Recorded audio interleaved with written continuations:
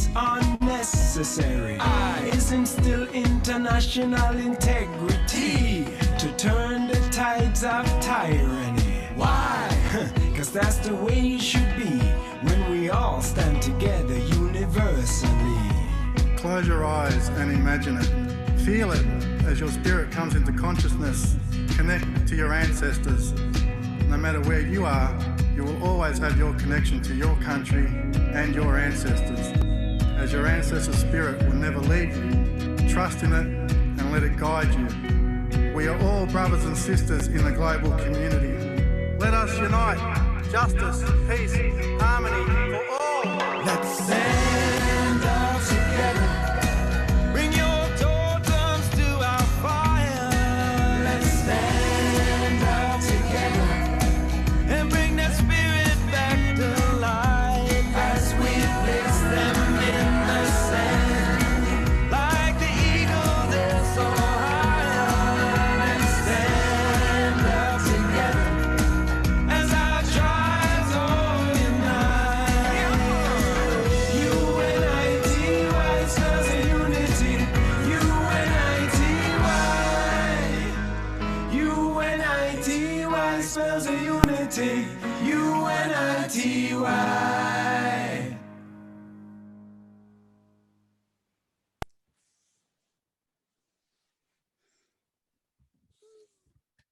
Good morning, good afternoon, good evening, wherever you are.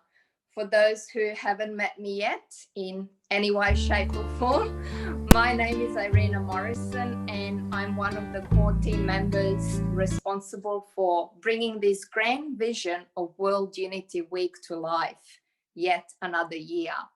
Welcome from Brisbane, Australia. Welcome all. Those who have been with us for a long time now, those who have been with us for World Unity Week last year, and those who are with us for the first time, our favorite kind. Welcome to this space of unity, a field of co-creation where we all have an equal voice. Nothing can grow alone and nothing can happen without action. So my deepest gratitude to you all for showing up today to come together onto this journey to harmoniously co-create a better world. Let's do something together is the theme for this year, World Unity Week. And we are blessed to have another female voice to extend a warm welcome from her heart and from the other side of the world, Becky Suzik. Thank you so much, dear Sister Irina. So grateful and so wonderful to see so many beautiful, radiant lights and faces shining through all of these Zoom windows here around the world. Some faces that I know, some hearts I know, and new friends. So welcome, everyone. You are welcome here.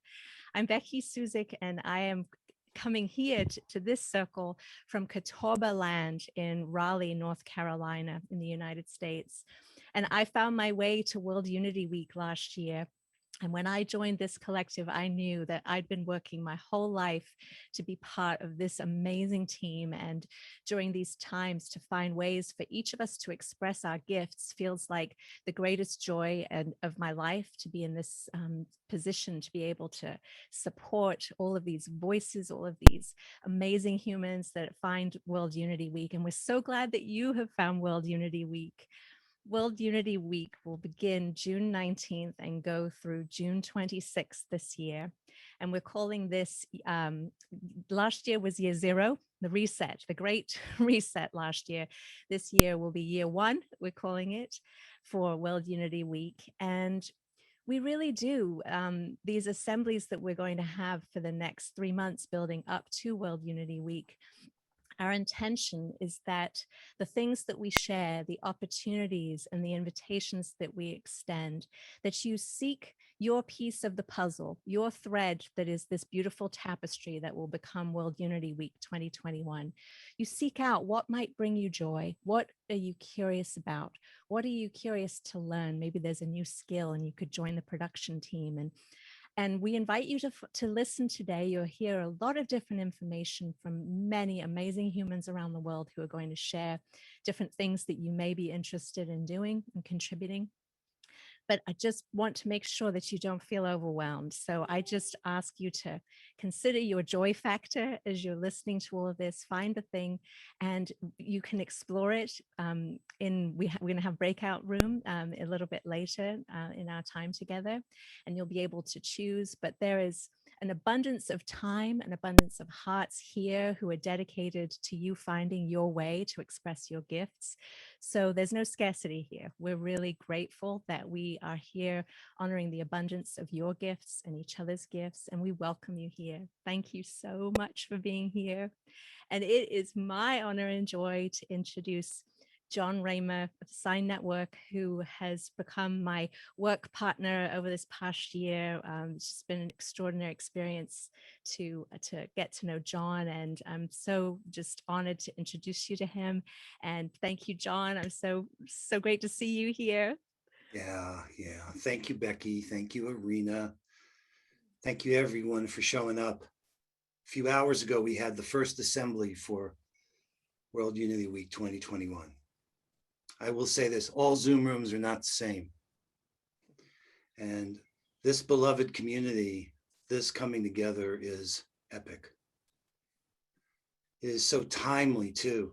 Continues the sense that we're on a journey like that was already scripted. And somehow we're just witnessing an upwising. Swami Muktananda, Baba Swami Byandananda calls it an upwising. And I've just felt so blessed to be this year, as terrible as it's been for so many of us on earth. It has connected everyone on earth, and has also given us this chance to find each other. And as we prepare for some post-pandemic world, this gives us a chance to say, wait a minute, what kind of world are we going to move back into? And World Unity Week is such a great, it's so timely, the way it's unfolding. And this morning we said, you know, what we really want to do, and I don't know how to do this, so I want to ask for your help.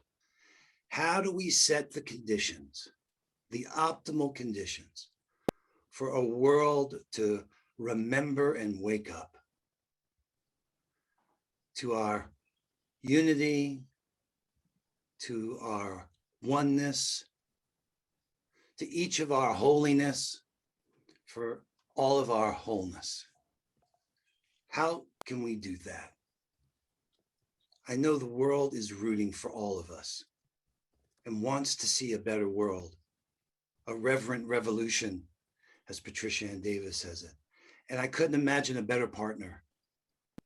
Along this journey, when Ben invited Summer, Joy, and I to go to Ethiopia, in the tree trunk of my life, if you cut it open, that's the ring that you'll see. Ever since that happened, it hasn't been the same since. And not just these incredible adventures together, but this enormous sense of possibility and love.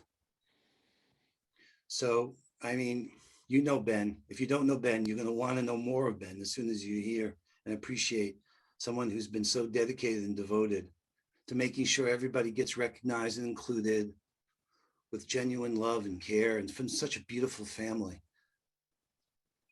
And he shared his dad and his mom with us. I mean, we are really fortunate to be deep and be real with each other. This is home, as crazy as it is, somehow. So Ben, I'm so honored to be standing here with you. You were 4 o'clock this morning. Was it 4:30 your time? When you said, hey, I think I should get a couple hours of sleep.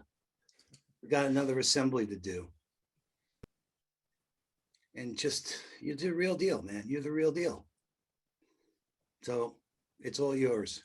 Thank you. By the way, we made a wave, probably gone out to 70 pages in addition. So usually when we have these meetings, we don't usually do that, but we wanted to do that to let the world know about World Unity Week. Beautiful, Brother John. Thank you so much. Thank you to you. Thank you to Becky. And thank you to Arena for that beautiful opening.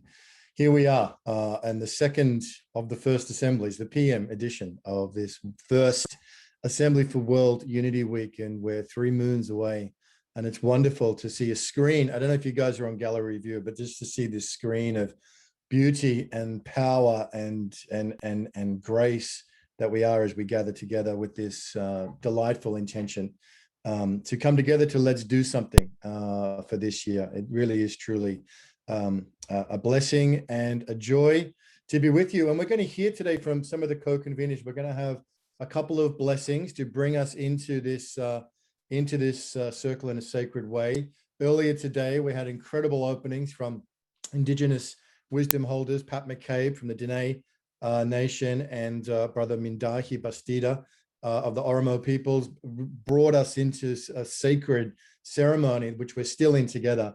And we're going to be hearing from Reverend Linda Bjork and Brother Jonathan Granoff as well to continue to pray and hold intention for this extraordinary gathering. And there are a number of very key co-conveners of World Unity Week. And if you're not sure what that term means, we're going to be explaining it as we go along. There are a couple of terms. We're actually going to have 3 breakouts today. And you'll be able to choose which one to go into. So it'll be one breakout with 3 groups. And one group will be jumping in with Becky around the production of World Unity Week and being a part of the team that really produces World Unity Week.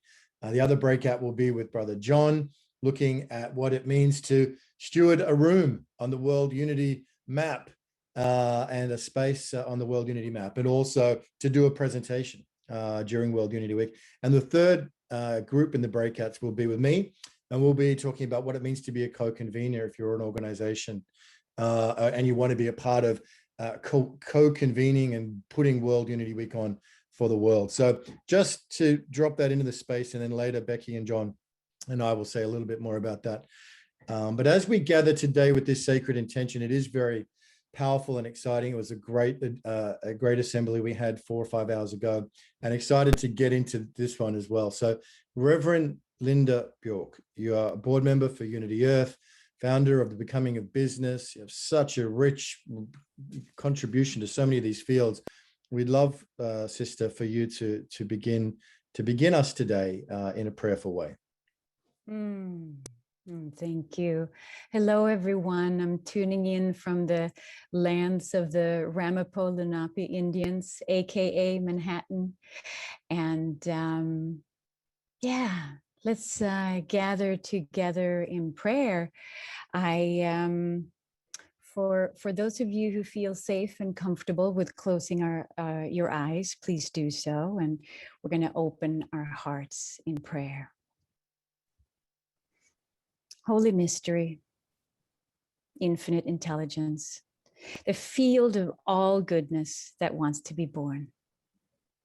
We're gathered in this space to walk the path to World Unity Week.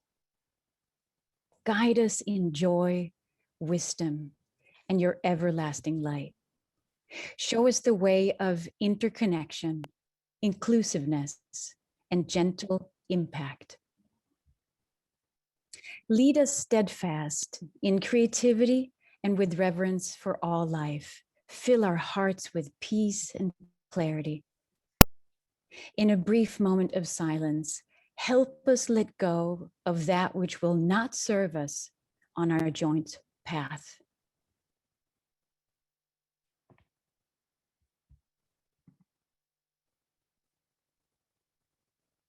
Thank you for your guidance.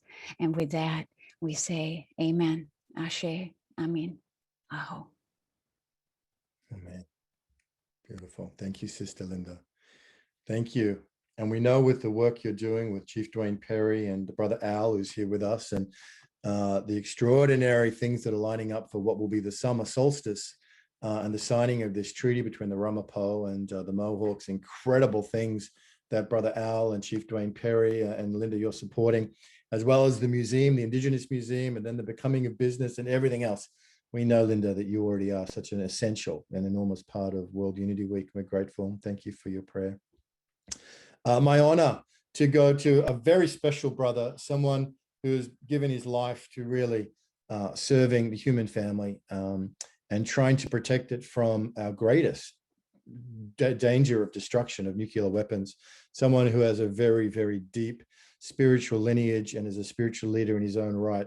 And John, we've been lucky to be with Brother Jonathan in Greenland and India and all different parts of the world. And Jonathan Granoff, it is such an honor to have you with us. The Global Security Institute was a co-convener of World Unity Week, and we hope will be again. Your extraordinary work deserves to be broadly known. But today, brother, we're honored to have you with us to continue the prayers as we gather as one family.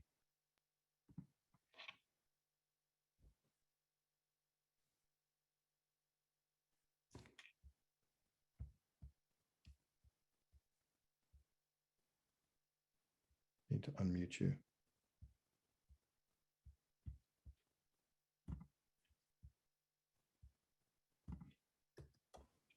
Yeah.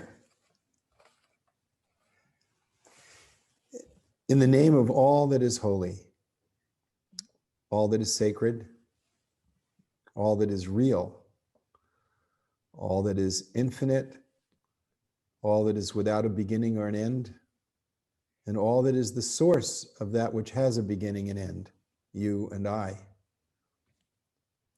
and all that is within us that has no beginning or end, that is one with the source, that is one with that which is infinite.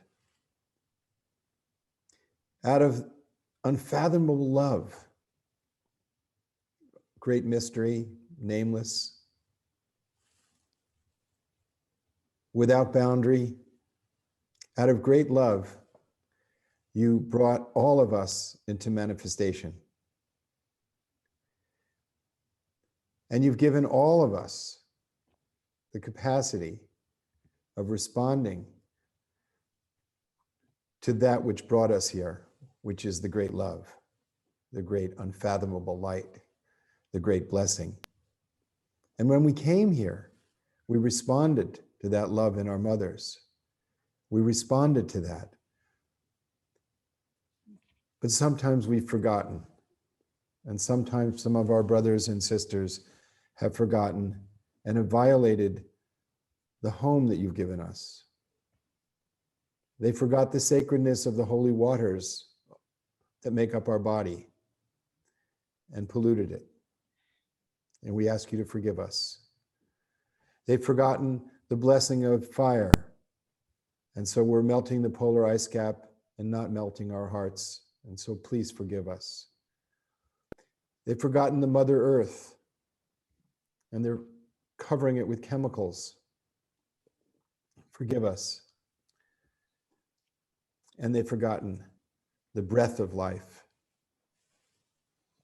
But this breath, now, for all of us, let us remember this gift of this breath, which is given to us on the outside by the breathing of trees and the breathing of single-cell organisms, phytoplankton in the oceans of the world, and this life within the breath given by you, O great mystery, God, Allah, Yahweh, Nameless One.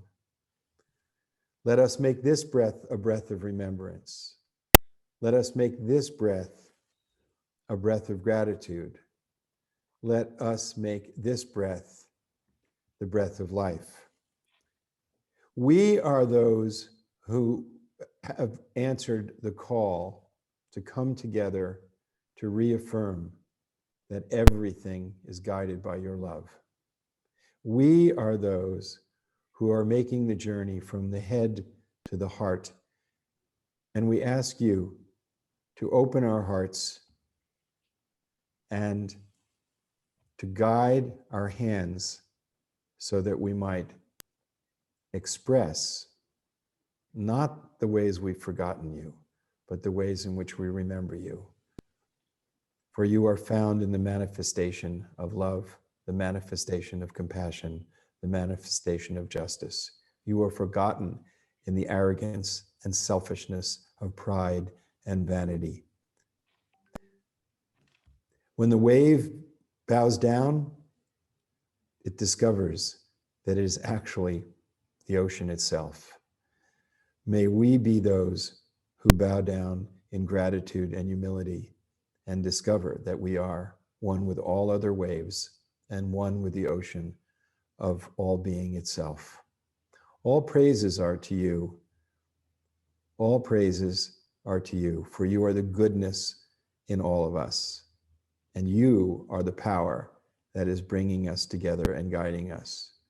May we listen so carefully to that voice of infinite love that brought us here together. All praises are to you, O nameless, mysterious, wondrous giver of life and breath. Guide us, please. Guide us with your grace. Amen. Amen.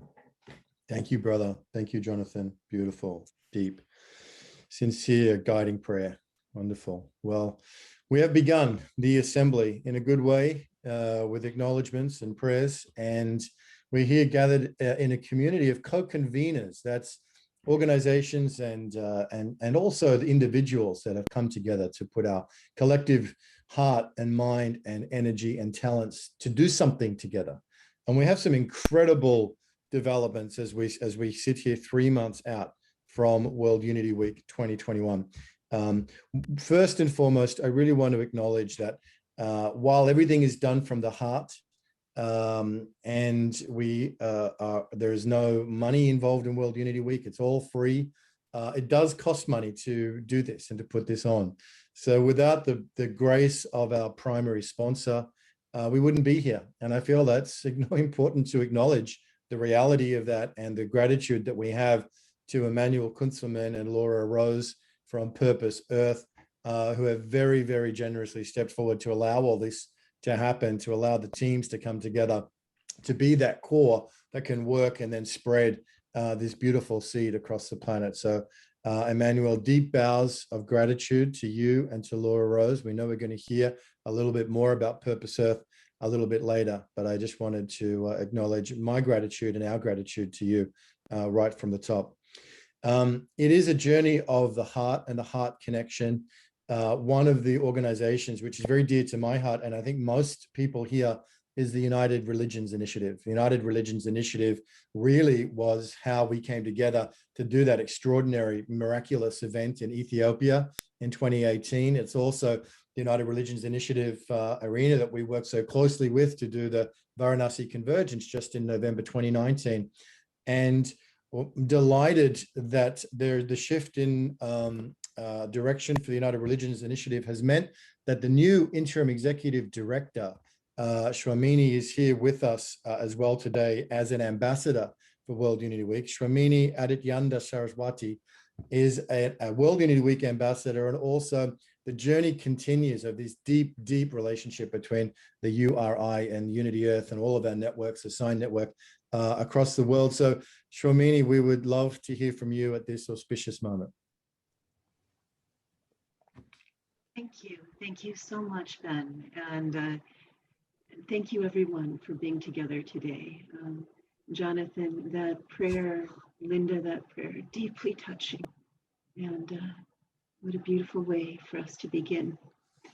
I spoke this morning, and it made me think about the light behind me. That one little light is illuminating pretty much half the room. And if we each turn on a light, we'll have a little bit of a room illuminated, not the whole thing. Same as with our universe. If you think of all those myriad stars that you see at night, illuminating everything so we can see at night, it's because they are together. Even the moon cannot shine without the sun. And we cannot shine without each other. Right now, as Jonathan was so beautifully saying, we're at a precipice where our world is in a terrible place in so many ways. 1 billion people are going to sleep hungry every night. Within about 20 years, the world will have half the water it needs to drink and to grow food with. Our air is becoming more difficult to breathe, and we hear about so many acts of violence, so sad around our world. We are not stuck in a world where our future must become more bleak, because each one of us is a light.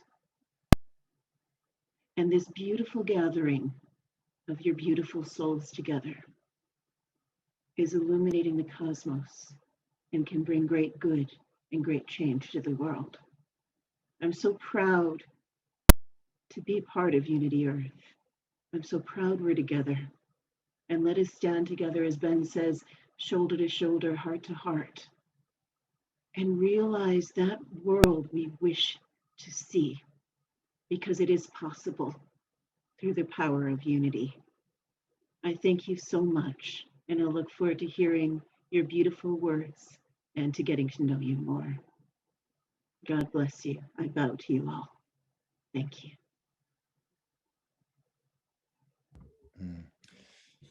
Thank you, Shwamini. Thank you, Shwamini. Adityanda Saraswati, and congratulations on your new role. It's an exciting time. There is a shift on and a move forward, and let's grow forward together. Another part of this shift has been the coming together of the scientific and the spiritual viewpoints. And I really want to acknowledge Kurt Johnson here. Maybe Becky or John, we could spotlight Kurt for a moment here, just because Kurt does so much behind the scenes, tirelessly weaving and connecting and using his great profile and credibility to bring conversations together, which otherwise would never be together. So Kurt, just want to deep bows to you as an elder and a leader, and as a relentless worker in the field of weaving these things together. And what a joy it is. We're going to be hearing from our brand new ambassador for World Unity Week, David Sloan Wilson, Dr. David Sloan Wilson, in a moment. But I just really wanted to honor you, Kurt, and everything you've done to bring us together in a deep way. And boy, it takes some work. What would you like to sort of reflect in this particular moment? Well, it's interesting. I had a Zoom call yesterday with our beloved friend Diane Burke, the founder of One Spirit. And she asked me, as I think we all ask each other, what keeps us going? And the answer is simple. It's the inspiration that we get from each other. I mean, there are so many people across these networks who just have that energy that's coming, right from spirit and gut for global change. And without that mass, that herd, which is gathering, it wouldn't be the excitement as it is. So I think it's as simple as that. There's no one among us here that everything's just getting bigger and bigger for all of them, snowballs everywhere. So that's a lot to celebrate. And it's wonderful to have David Sloan Wilson here, who's just such a player at the global stage on bringing together the message of science and the direction of evolution toward the Omega Point and the work that we all do. So that's plenty. Beautiful, perfect, Kurt. Thank you so much, and deep gratitude, and with some joy to introduce Dr. David Sloan Wilson from Pro Social World. I also want to acknowledge that Paul Atkins is here from Canberra as well, Mum, where we lived for many years, and great Paul to have you with us. And Dr. David Sloan Wilson really is an eminent evolutionary biologist, and whose new book Atlas Hugged is an update, and a not before time update on Ayn Rand's work, which has influenced so many people. So David, you've stepped in, you've said yes, probably only not knowing what you were saying yes to, but it's great to have you with us in that. We're looking forward to becoming a product of pro-social training with Paul and you and Jeff as we go forward over these next 8 to 10 weeks. And we're truly delighted to have you as a World Unity Week ambassador. Your work is essential in bridging where we are and where we need to get to. So big welcome to you today, David Sloan Wilson. Well, thank you so much. And I'm very happy to be here and to thank Kurt in particular for introducing me to this world. It was a great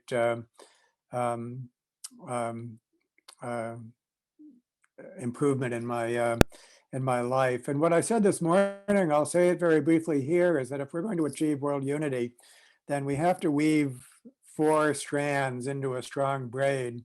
Those strands are spirituality, the arts, technology, and science.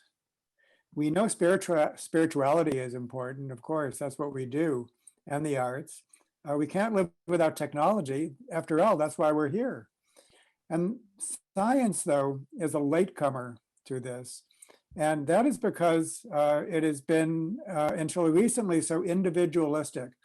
Individualism has been the proverbial water that the fish can't see. And that includes my own field of evolutionary biology, which has been all about selfish genes. Evolution has no purpose. Very, very thin soil for the kind of conscious evolution that we have in mind. But all that has changed. There's been a sea change in the scientific study of evolution. And as my great friend Kurt says, now it's like we're sailing with the wind rather than against the wind. And so I'm so pleased to be here with my friend and colleague, Paul Atkins, with whom we have co-founded Pro-Social World. And that includes other colleagues such as Jeff Janung and Kate Roach, who are part of this community.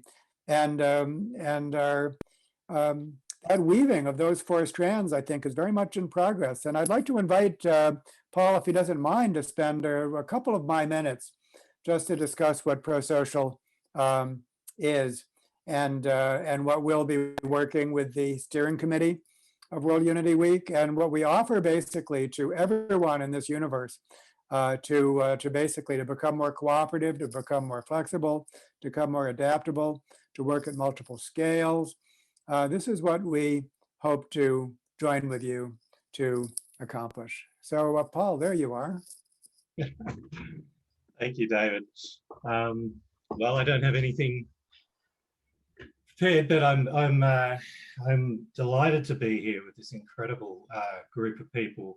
Pro-Social is all about cultural evolution at multiple levels, and there's a real acknowledgement of the need for us all to be thinking at about the inner world and what we're doing in our communities. So I'm hoping and looking forward to working with our team and also the World Unity Week organizing group to basically do a learn by doing process with Pro-Social, where we'll just dive in and we'll see what's needed and we'll see what we can use of the principles for creating community that we're working with and see how we can bring that to our event. Not sure what else to say, except I'm delighted to be here. And thank you very much, David, for giving me the opportunity. And thank you, Ben and colleagues, for inviting me. Thank you. Good to see you, Paul. Good to see you. David, anything else from you? No, they have so many people that should be sharing this stage. So let's proceed. All right, wonderful. That's great. And we're excited about the journey into the Pro-Social. It's brilliant. I mean, building upon Elena Ostrov's Nobel Peace Prize work and Paul and David's book, Pro-Social, and now the connection with Pro-Social spirituality through the work of Father Thomas Keating and Wayne Teasdale, held by Jeff Gunung and Kate Sheehan Roach. There's something truly beautiful coming together, and we're delighted and excited to be a part of that journey. Thank you, Kurt. Thank you again. I did mention a little bit earlier about the breakout groups. I want to acknowledge that one more time. There are going to be 3 you're invited to come into, and you can stay in the main room too. We're going to be hearing from Dr. Julie Krull in a moment, who will hold the main room down. But the 3 groups that you're invited into for about 15 to 18, 20 minutes will be on joining the World Unity Week production team, being a part of that World Unity Week organizing production team. The second one will be if you're interested in stewarding a space on the Unity World map. So that could be something around your passion area or expertise, or holding a presentation. And John will speak a little bit more about that. And I'll be in the room talking about the organizations that are co-convening World Unity Week, which is really, really exciting. Okay, I want to get to Purpose Earth, because really the relationship with Purpose Earth is so foundational and fundamental to where we are today. In fact, Purpose Earth was launched in World Unity Week last year, and it is an extraordinary thing that emerged out of the global purpose movement coming into relationship with Unity Earth, and to tell us a bit more about Purpose Earth itself is the creative director and part of the production team for both Purpose Earth and World Unity Week, which is beloved sister Rhiannon Catalyst. Rhiannon, please share with us a little bit about Purpose Earth, our primary sponsor. Thank you so much, my dear brother Ben, and all the incredible, beautiful souls that are here sharing today. I could not be more grateful to be co-creating with you all. It's such a blessing to be here in the spirit and light of oneness and unity. So here we are at this incredible turning point, this precipice, this moment of urgency and joy and opportunity, this time of all times when we know we must turn together towards the light without ignoring the shadow, and remember and dance together into the new day, the world we are co-creating together with every step and every choice we make. This is it. This is the reverent revolution we're looking at right now. I thank you all for the chance to co-create and weave with you, and for the love and wisdom that you're all carrying in the world, and for saying yes to this invitation. Purpose Earth is so excited to be the primary sponsor of World Unity Week. We are taking action together, driven by our hearts and devotion to unity consciousness, led by the incredible generosity and radiant hearts of our beloved founder, Emmanuel Kunzelman, and our dear Laura Rose. Many of you have joined us in co-creation of our programs this year, beginning with World Unity Week last year, and we thank you with our full hearts for how engaged and loving you are in literally weaving those experiences together. For those who haven't yet experienced Purpose Earth, I'm just going to share quickly with you some of our mission and vision. Purpose Earth is a global initiative to raise funds and spirits. We believe that purpose is the most powerful tool for transformation. It's this belief that inspires our mission to support purpose-driven people and projects with creative solutions to our global challenges. We envision a world that works for everyone, co-created by a unified culture of peace that empowers and supports one another to live and act from a place of purpose. We fund deeply inspiring and diverse grassroots projects around the globe, specifically in the areas of community activation and environmental restoration, with a focus on projects that don't yet have a long track record of funding. As we know that supporting and nurturing the seeds of grassroots change, of passionate and purpose-driven projects, of new global leaders, is key to creating a future that works for all. Another thing that distinguishes us from many other organizations is that we provide mentorship along with funding, believing deeply in sharing the amazing, diverse wisdom of our Grants Council team and community, carefully matching mentors like our amazing Grants Council members, Linda Bjork and Marty K. Casey, here with us tonight, and truly supporting and celebrating the unfolding stories of our amazing change makers. We're connecting communities of purpose together with Unity Earth and World Unity Week, as we are all doing, as we are all here to do today. Through our cultural events and fundraising efforts, to date, we have given $184,000 to 22 projects in 15 countries. 100% of all donations to Purpose Earth go directly to our grant recipients, helping young social entrepreneurs, passionate community leaders, and purposeful organizations to launch into motion. And a note, you can still watch our programs if you have not yet, or you wish to again, or share them, and learn more about the organization at purposeearth.org. And we hope that you will experience these programs that we truly poured our hearts and souls into with every single human being that joined us. All here know that we're at an incredible turning point in our human history. This is why Purpose Earth and the Global Purpose Movement channeled collective inspiration and energy to launch Purpose Earth And this is why Purpose Earth is sponsoring World Unity Week.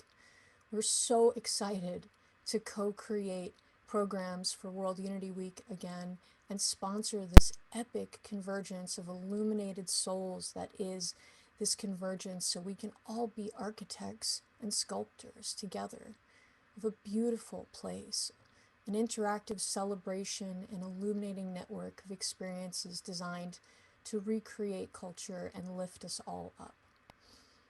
What we build this year will be not like nothing the world has ever seen before, nothing that has ever been done before. By inspiring, empowering, and supporting each other to live and take action from our unique senses of purpose, our interconnected and interwoven purposes, driving change from our beautifully interconnected missions, we know that we can co-create a world that unifies us all. Thank you so much for the opportunity to share, Ben and everyone here. Blessings. Beautiful, Rhiannon. Thank you for that wonderful download about the amazing eruption, this bright mystery of Purpose Earth. And it really is the heart child, brainchild of Emmanuel Kunzelman, and supported by his beautiful wife, Laura Rose. Emmanuel, we're so grateful to you for Purpose Earth and for the grant, for the sponsorship, the primary sponsorship of World Unity Week that you're allowing, and really supporting all of this to happen. It's amazing to have you with us today. Thank you, Ben. It's amazing to be here. It's amazing to see this happening before our very eyes and be part of it. Thank you for convening this evolutionary group of incredible leaders. And thanks to Rhiannon for her comments and thorough history of Purpose Earth and its undertakings. I'd just like to say a few words today about evolutionary consciousness and purposeful philanthropy. When we're all young children, we're really quite helpless, aren't we? We need to be fed by our mothers and cared for by our parents and nourished. And human beings aren't of much use. We take from the world as little children. And yet, little by little, as we grow up, the taking changes. And there comes a time in our life when our parents, our friends, our world expects us to start giving back. And as life evolves and our consciousness evolves, this sense of the golden rule, of the codes of principles, of the highest consciousness that calls in our heart, speaks ever more loudly and tells us to give back, to do what we can. Because to transform this world, to change the challenges and the many difficulties that our civilization faces in this singular moment will require a wave, a grand wave of consciousness sweeping through each of us that calls to us, that whispers in our soul, find your higher purpose, take it higher. It's there, it's for you. It is your calling. It is your purpose. And the ultimate purpose is to give back. All those years that your parents and society gave to you, your teachers, your friends, and your mentors, everyone with so much effort. Why did they do that? Out of love for you to become another loving person, to give back.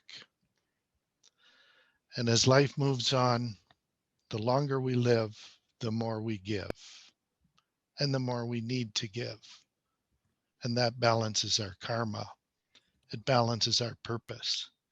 And it turns us all into philanthropists in a very small way, or maybe a big way, in the way that we can become the philanthropists of unity across the world, knowing that now, more than ever before in history, is the time to give, to unite, to come together, and yes, by all means, let's do something. Let's do it together, out of the depths of our souls, with our highest consciousness, and let's give. We can volunteer. Perhaps we can even contribute funds, but we have to give. We have to take this mainstream, this grand holo movement of unity that's now moving forward, unimpeded, a grand wave of evolutionary consciousness coming together. We need your help. If you want to donate, you can go to purposeearth.org. There's so many ways you can volunteer.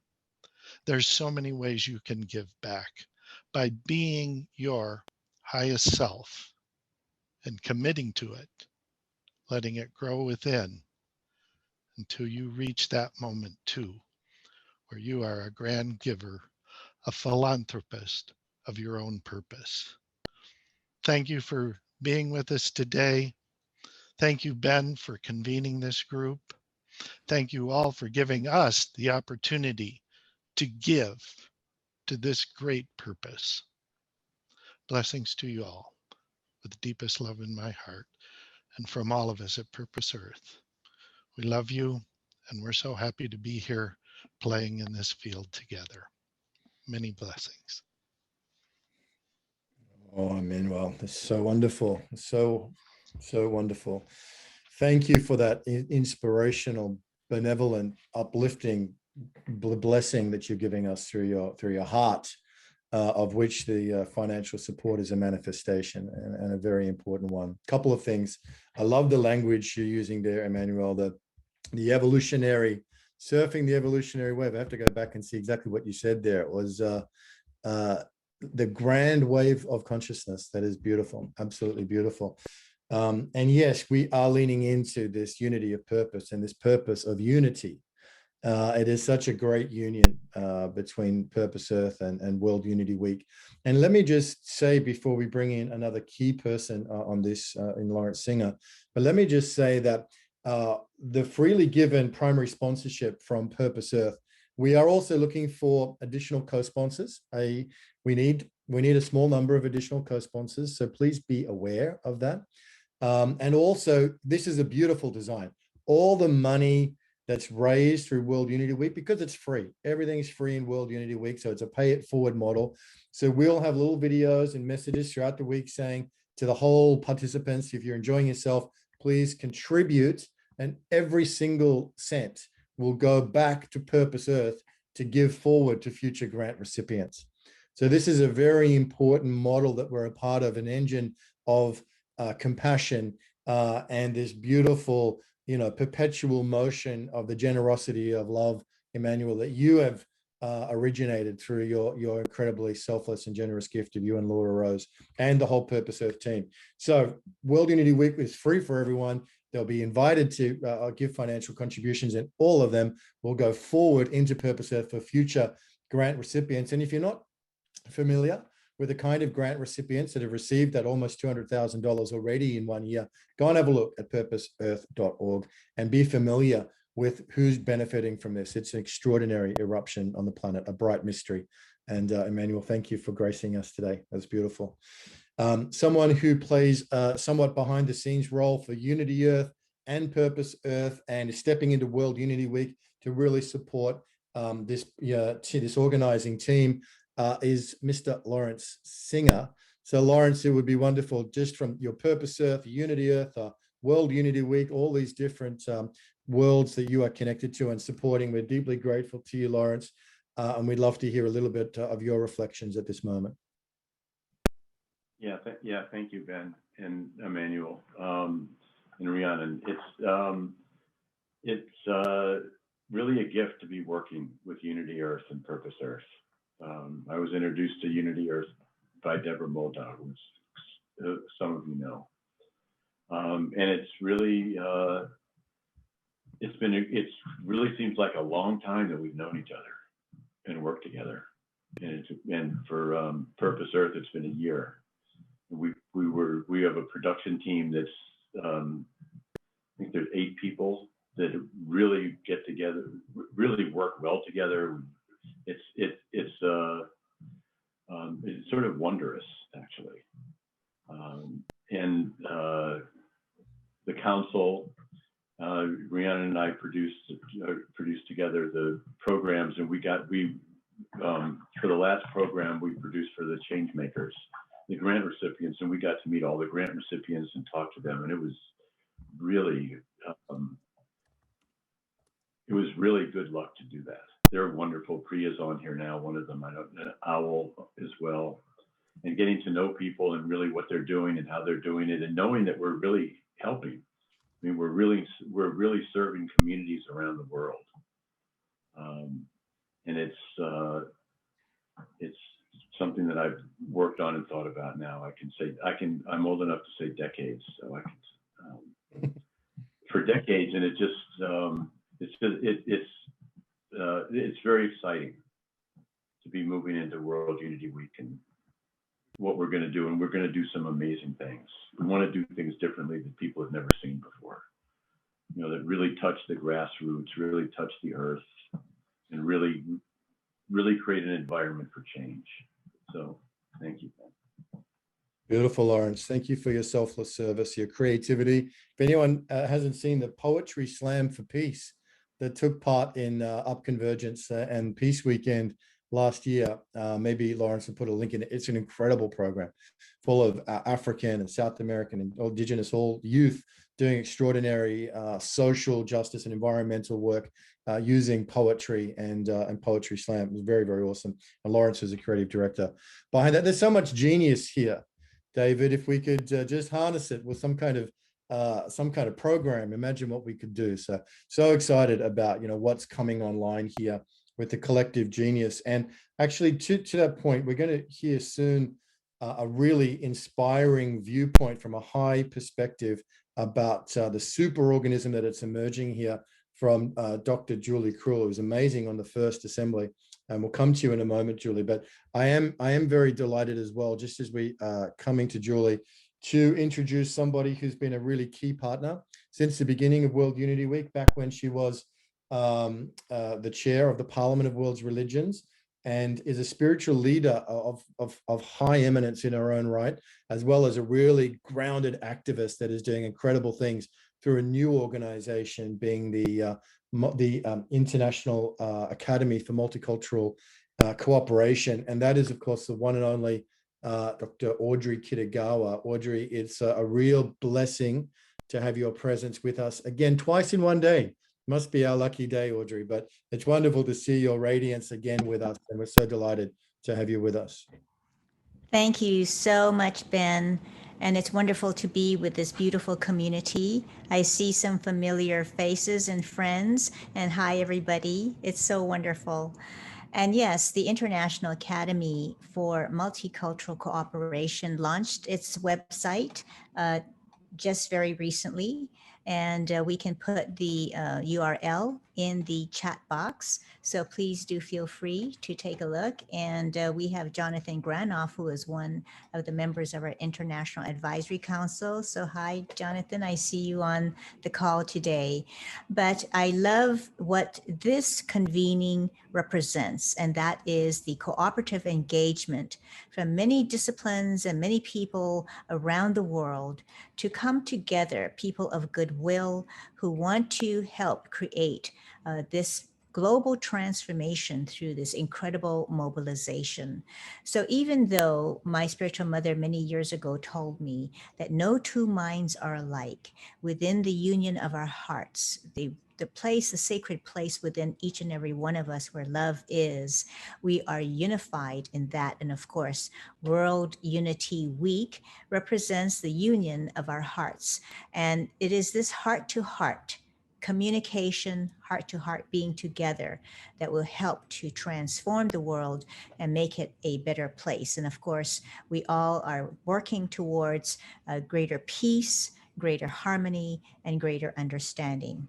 So the International Academy for Multicultural Cooperation is very happy to participate in and support this initiative. And basically, we represent cooperative engagement across diverse cultural and faith backgrounds. And we really, we're like a platform for influential scholars, religious and faith leaders, activists, and humanitarians who really share the belief that cooperative engagement across diverse cultural and faith backgrounds can create pathways to new solutions for today's greatest challenges.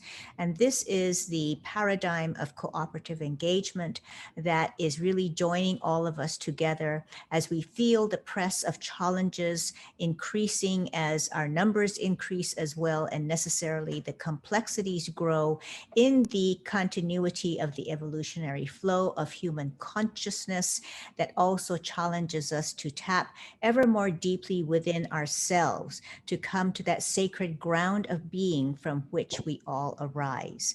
And it is really quite a privilege and joy to be with all of you, to be with people who really understand the importance of mobilizing and working together cooperatively across divides, across cultures, across borders, to know that in the high state that we are one, there is no two, even though in the manifest world, it seems as if we have the individuation of form and structure, that we really are transcendent beings that are beyond form and structure. And that is the essence of who we are as spiritual beings. So this opportunity to come together and to manifest all the ways in which the divine gifts that have been given to each and every one of us in all the different myriad ways helps us to be able to appreciate the beautiful gifts and talents of each person who is stepping forward to share yourself with all of us. And I really honor that act of sharing, because it is in this selfless sharing, selfless service to humanity, the important Sanskrit word seva, selfless service. And it is not a matter of self-aggrandizement or, acknowledgement, but it is really a selfless act of giving out of the purest place of your hearts for each other. So I, really applaud everybody for your commitment to work together, come together, and to be part of this global movement for world unity. So thank you so much, Ben, for this opportunity to share tonight. You're so welcome, Audrey. Thank you for being so generous with your time and being with us as we come together to see what we can do together when we lift as one, when we come together shoulder to shoulder, heart to heart, hand in hand, to do something. And it's such a call, it's such a joy, it's so exhilarating, and it takes effort and work and planning. I do want to say, John, because of you and Becky, we're not starting from scratch. Now I'm going to get rid of spotlight view because I just want us to enjoy the gallery view together for a little while. All of us being able to see these myriad of faces. A couple of reflections. Firstly, we're not starting from scratch. This is not our first rodeo, right? We've got a lot of information, knowledge, and expertise collectively here over the last 1 year and over the last decades, as Lawrence was saying. There's a lot of things converging even beyond our comprehension. Heidi Little is here from We the World. June is also International Children's Month. There's so many elements that are rising and coming together. Top Mava. There's so many mysteries that are aligning. The wind is at our back. I want to acknowledge that there will be 2 weekly calls from now on, all the way up to World Unity Week. One will be on what we call the Nihilistic Hemisphere, which is Europe, the British Isles, Africa, the Middle East, India. And that will be happening every Wednesday. Every Wednesday is World Unity Wednesday. Thank you, Linda Bjork, for that little tip us. But every at 12 p.m. Central European time, and then at 6 p.m. Eastern Daylight Time, this time zone will continue every week as we come together in a pulse to plan and to work and to come together. There are 2 more shares before we go into the breakouts, but if we could just perhaps take a breath and just have a minute silence together, if I can encourage you to put your screen on gallery view and just now Zoom, you can have like nearly everybody in the one screen. It's very, very beautiful.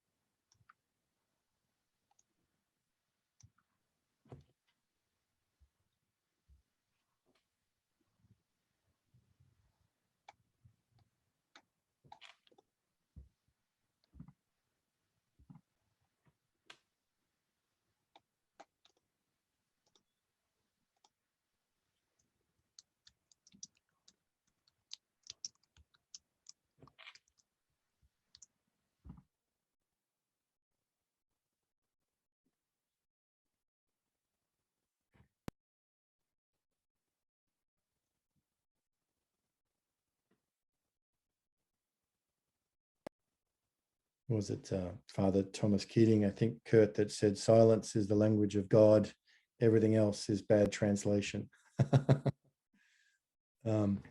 We have 2 more shares before we go into the breakouts. Super excited to have Dr. Julie Krull with us. Brilliant change maker, organizer, communicator, author, Nautilus Award winner, just an extraordinary heart and soul that is holding the whole, the good of the whole. And as we develop new language and new terminology and new concepts, new concepts for how we straddle from where we are in our evolutionary process to leap forward and not fall back.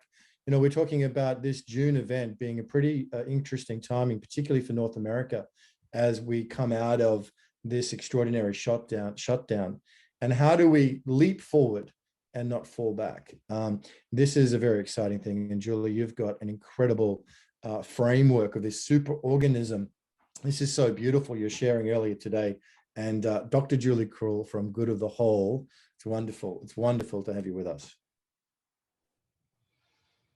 Thank you, Ben. Thank you for that. And thank you for including me in this. I feel just so honored and delighted.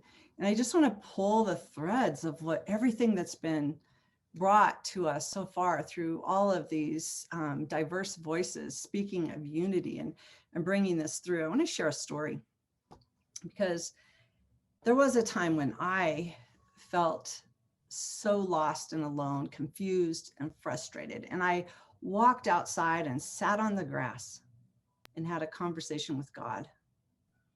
And I was contemplating all the chaos in the world. I didn't understand, why do humans treat each other the way they do? Domestic violence, racial and religious violence and injustices, cruelty to animals, women and children, and then the children piece. Children broke my heart. How can we sit back and allow children to starve to death in West Africa, to be bullied and unsafe in schools, to be objects and sold for sex? I didn't understand humans, and I didn't want to be here living in a world where humans behaved the way they did. And I was only 11 years old. So after a near-death experience, I had this dialogue with God, Creator, Source, the other realms ongoing. And at 11 years old, I had that conversation. And it was then that I was transported to another realm of consciousness and out-of-body experience and given the vision of what was happening on our planet, what is happening on our planet now. And I want to share a visual, a metaphor for us, but not more than a metaphor. It's not a metaphor. I'm not even going to call it a metaphor. I want to share the reality of who we be on the planet right here, right now. Because we're not building a super organism. We are a super organism. So you heard Ben start talking about superorganisms. You hear me talking about it once in a while, but I just want to share some of the qualities, the characteristics of superorganisms. And then I want to share our superpowers, because as we move into World Unity Week, we are the expression of what I saw when I was 11 years old. We're doing it, we're being it. And we all can step up into our own evolutionary purpose and be a part of this in an amazing way. You see, superorganisms, you've heard of bees, you've heard of ants, you've heard of the mushrooms, mycelial networks, aspen trees. We hear a lot about superorganisms, and we think that they have this, but literally we are it. We are a cosmic superorganism. Science and spiritual traditions and wisdom from way back are showing us how we are interconnected. Jude Currivan teaches us we don't have consciousness, we are consciousness. And there's so many different ways that we can really nurture this superorganism and amplify it to serve us as we serve it. So a few of those qualities of superorganisms is there's distributed leadership. See what's happening here on our call? There's so many different leaders that are stepping in to do different things. Distributed leadership is one of them. Collective intelligence, how to access collective intelligence, how to harvest that, how to work together with the collective intelligence. Swarm creativity. We're coming together. We're saying, hey, how can we work together? Let's try this. Let's try that. Oh, this didn't work very good. Okay, let's don't do that anymore. How about we try it this way? That's swarm creativity. And we're activating that in this process for World Unity Week. Self-organizing is another one. Reciprocity, generosity, and sharing. It's like when I give to you, you give to me. What I don't need, you may need. But you may have something you don't need that I need. And that reciprocity is an important part of superorganisms. What's waste to one part of the species is used for energy or resources for the other. So there's that piece. And then there's the one piece that I think is so important. It's having regenerative value, that a superorganism thinks about the generations to come. A superorganism thinks about the species and continuing the species, survival of the species, 7 generations forward, perhaps. We've all heard that with the indigenous wisdoms. So with that, I just want to presence our dear friend Elizabeth Satoris, and David Sloan Wilson's here. Evolution biology teaches us that all species, when we get to this place of competition and purging or hoarding resources and fighting and competing and all of that we've done on the planet so far. We've developed our ego. We've gone to this place. We understand who we be as individuals. Well, every species that gets to that place leaps forward, like Ben is talking about, and creates cooperative communities that care for all life. Cooperative communities that care for all life. We are that right here, right now. We are being that. And so with that, we are this superorganism. We are it. And one other piece that I really want to presence and really embody with that. Thank you for that breath, Ben, for us to integrate. I really want us to breathe this in right now. That designing intelligence from our first prayer, that impulse of evolution, the impulse of creation is what is guiding all of this. We don't have to go out and figure it out in our heads. We're literally listening and learning how to co-create with that divine intelligence, that universal designing intelligence of all life, that impulse of evolution. And so with that, I want to drop in 4 of our superpowers. I'm not going to go into them, but I want you to listen to these words because you're going to hear them more, especially Jude Currivan talked this morning on coherence. How do we create greater coherence between all of these organs within this one planetary body? How do we create greater coherence? How do we create resonance between one another? So we can really hear and really listen and really harvest that collective intelligence when we come together. So resonance, coherence, co-creation.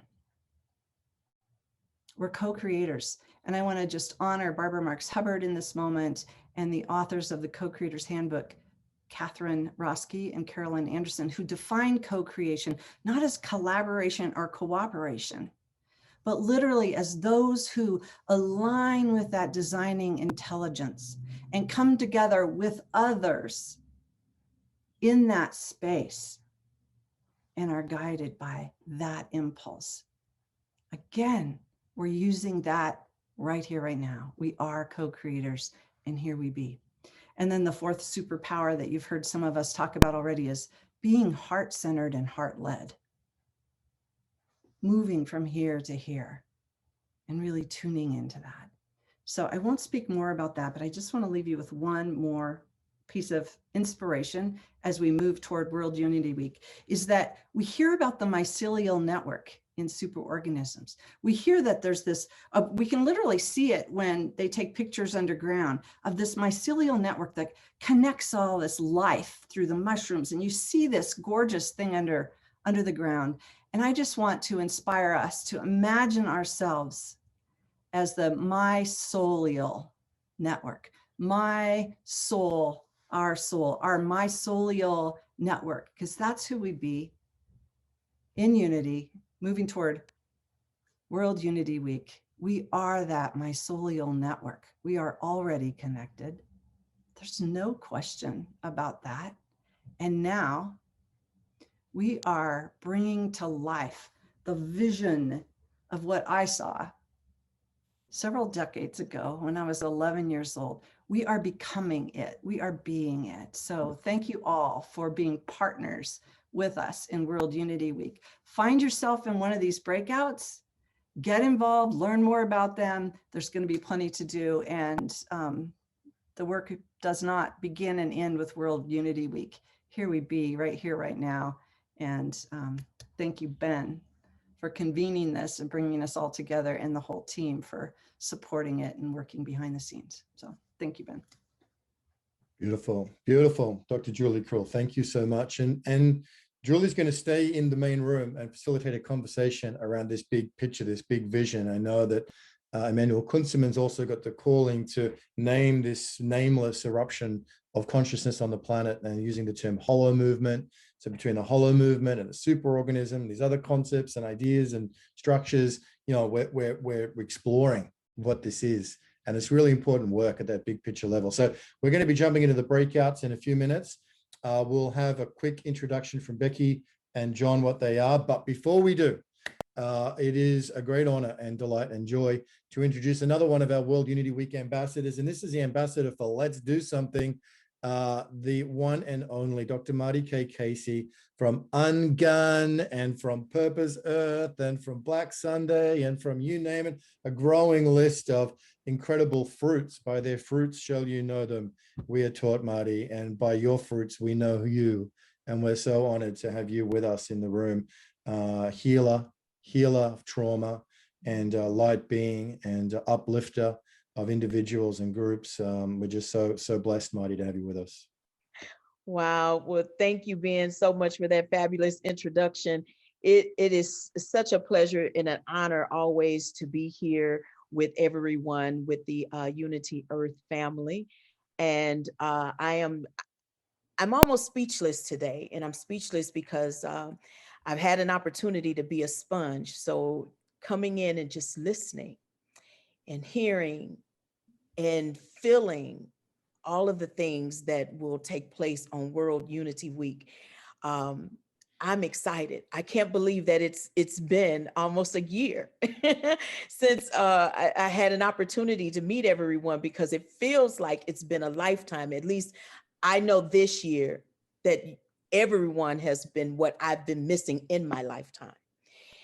And when I just think about that, I didn't prepare to say anything. So I just want to, if you will, allow me to just speak from the heart.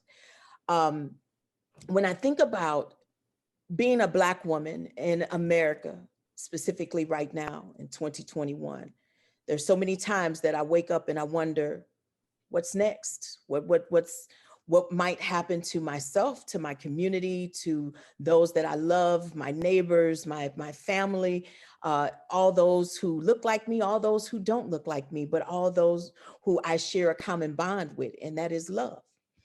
And I always ask, Lord, how can I preserve and restore love?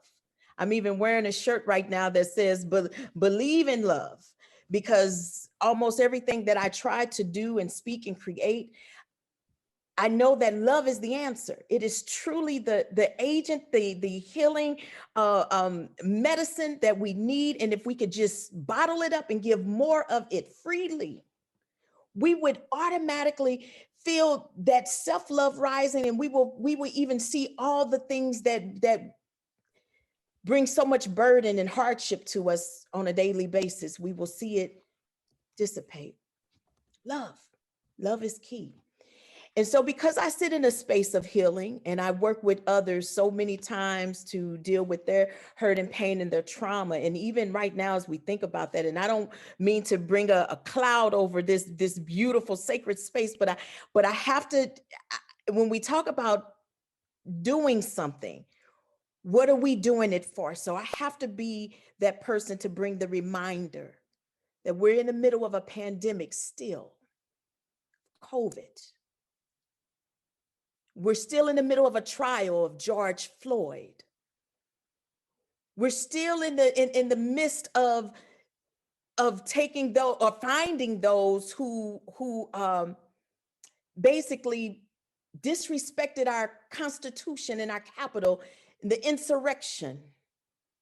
We're right now in the middle of the pain, the actual hurt and pain of the Atlanta spa murders. We're right now in the midst of our mind, our body, and our spirit, in the hurt and the pain of what took place in Boulder, Colorado. We're right now in the middle of needing healing to ungun from personal and collective pain.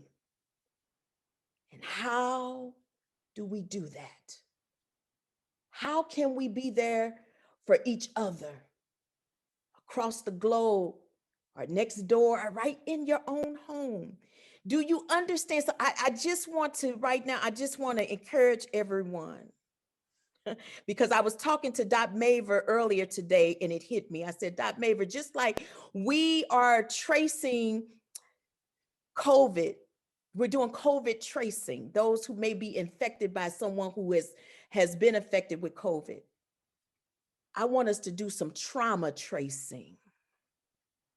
I want us to do some trauma tracing. All those who are connected to you, and you can reach out and you can see that they are hurting. Can you check in with them and see if it's anything that you can do to make a difference in their life? It only takes one person to show up and do the things that we have seen take place in our world, and it affects us all. And that one person is connected to somebody who's connected to somebody. Stop in your own home and community and do some trauma tracing. And let's check on one another. Let's restore love in a way like we've never restored it before. Let's not just speak about it, but let's show up and let's help. And let's do it from a place of knowing it needs to be done right now. I don't know if we can take another collective traumatic event in the next 30 days and survive it. I don't know. I don't even want to find out.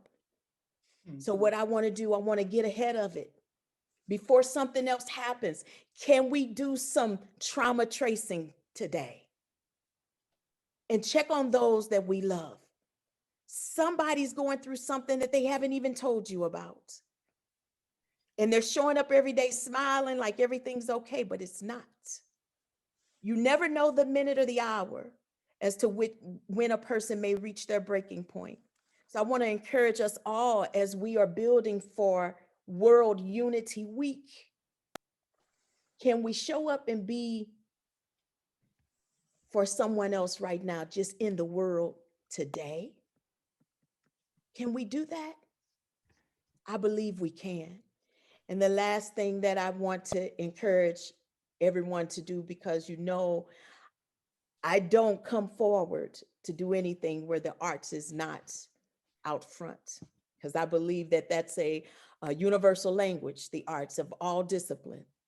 So I also want to encourage all of you all today, when you have time, to take the time out and to create a poem about the world you want to see. And I would like for you to send that poem, once it's completed, to me. And then I'm going to take the works of all of us here today, those who choose to participate, and you're going to see your words in a collective that I will present during World Unity Week. And I'm going to even invite some very key friends to help to create this. And that will be presented during World Unity Week. I believe that words are power. As a matter of fact, I know they are. Words have power. There's power, there's life. Come on. There's life and death in the tongue, in the power of the tongue. Speak your words today. Put them on paper.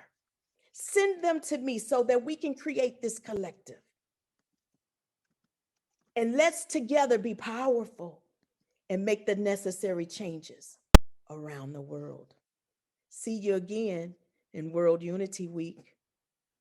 I look forward to it. Beautiful, Marty. Thank you. Thank you so much. Trauma tracing. Thank you for always keeping it real, Marty, and always holding our collective feet to the fire here, so that we don't get ahead of ourselves and just maintain the contact with what we need to do in order to get traction, which is to be here, to be real, do some trauma tracing. Thank you. It just occurred to me that I believe we have Rami Aman from Gaza City here with us. Brother Rami, I'm not sure if you're still in Gaza or did you manage to get out, but where are you now, brother? Hi, Ben. Thank you so much for this meeting.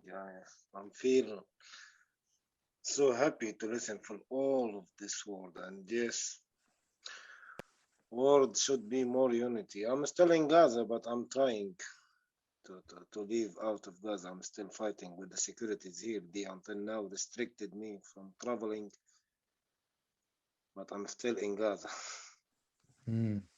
Well, brother, thank you so much for being with us and bringing your presence from that place. I know, and Irina know, that you've been through a very, very traumatic year with the security forces and imprisonment, and been held for questioning for so long. We were all worried about you for a long time. So it's wonderful to have you here with us at this assembly, Rami, as we gather together as World Unity Week is coming in June, and what we can do to support you.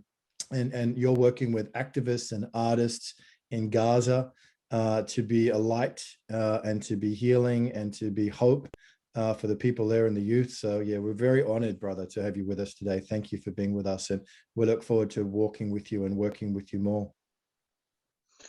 Thank you so much. And by this kind of meeting, I think you support me so much, especially when Dr. Marty talked about the trauma and everyone has something. And for me, yes, it was a very, very, very hard year. You know, you spent half a year in the jail, you know, after a huge campaign against nothing, you know, and I'm still here, you know, but at the same time, everyone need to do something from his or her place, and because of that, when I talked to you from the first time, you know, I told you we are sharing a lot of values together here in Gaza Strip. When you are talking about peace or equality I think it's very hard because you are working under a very hard regime. But for me, no, it was my decision, and I responsible for what happened. Yes, maybe this work or these activities, reflected, very bad against me, because until after what happened, now as a person, I'm so tired. I'm an activist. I'm more stronger than ever, but it was a very hard shock.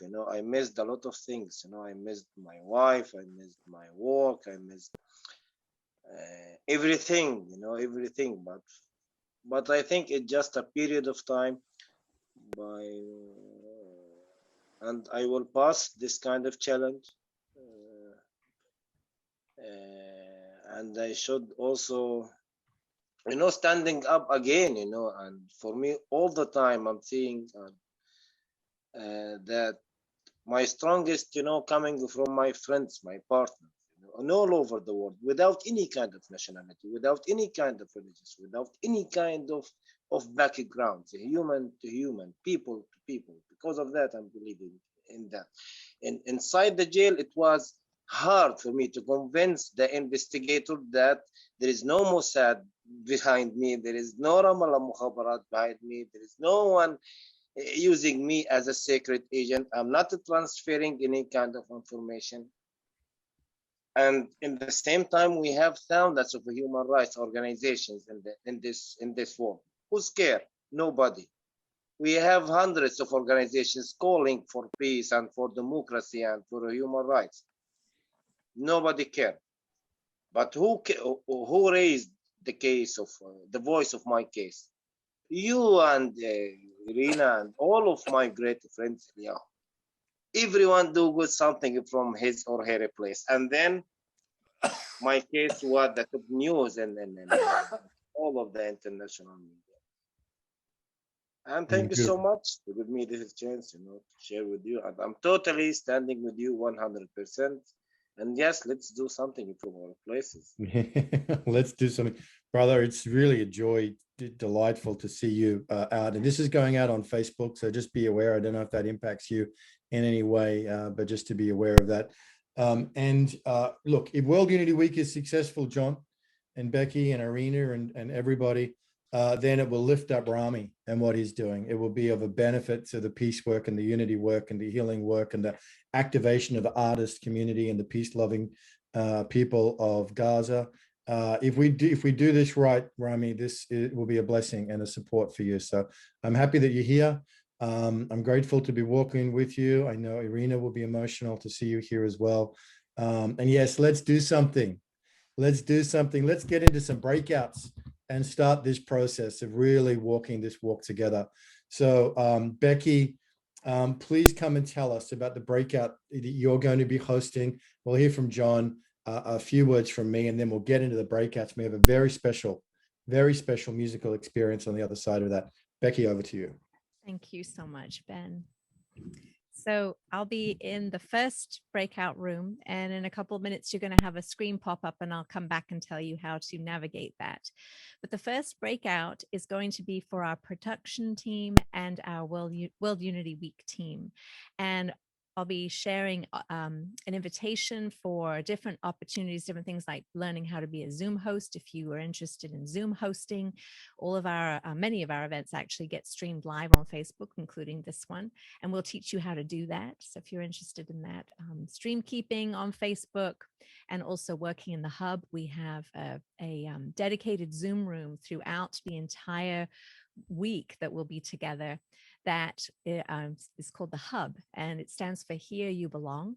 And that we hope to have our support team, our production team supporting the Hub with volunteerism hours, 24 hours a day, because this is a global event and we need many hearts and many hands to do that.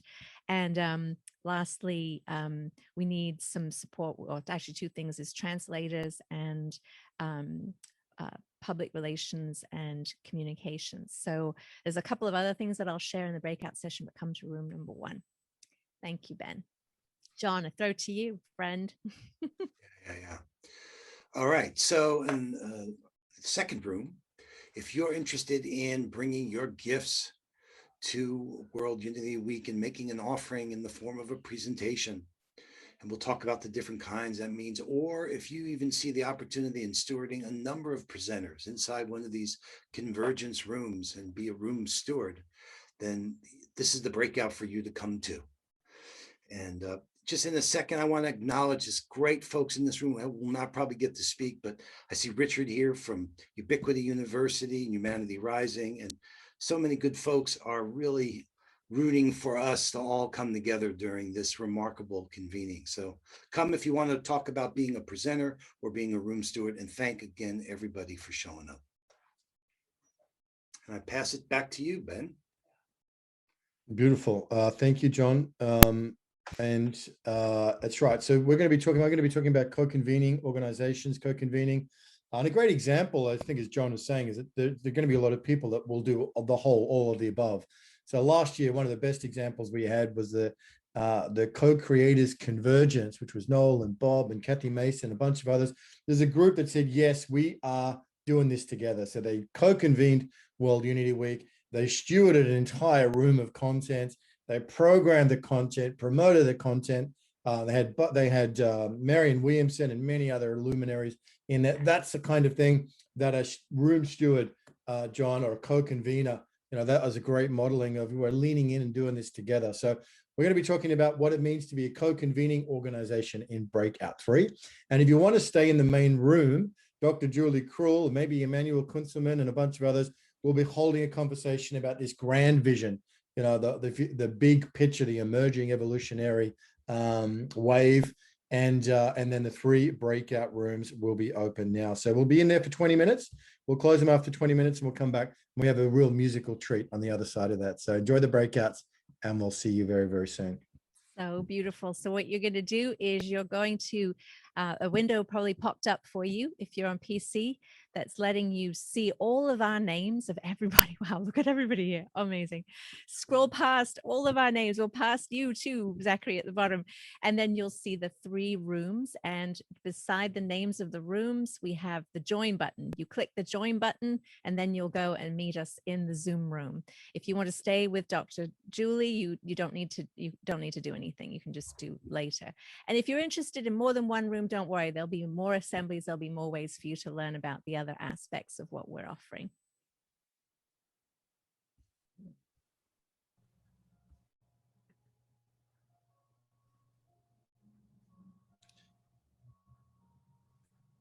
And Becky, just at 10:50, at 50 minutes past the hour, maybe we'll close the rooms down and come back. I'm sorry. On a Mac, I pressed the breakout rooms, but there's no join option. Where is the join option on a Mac? If you go, you hold, like if you hold over the room. Yeah, I hover over the number.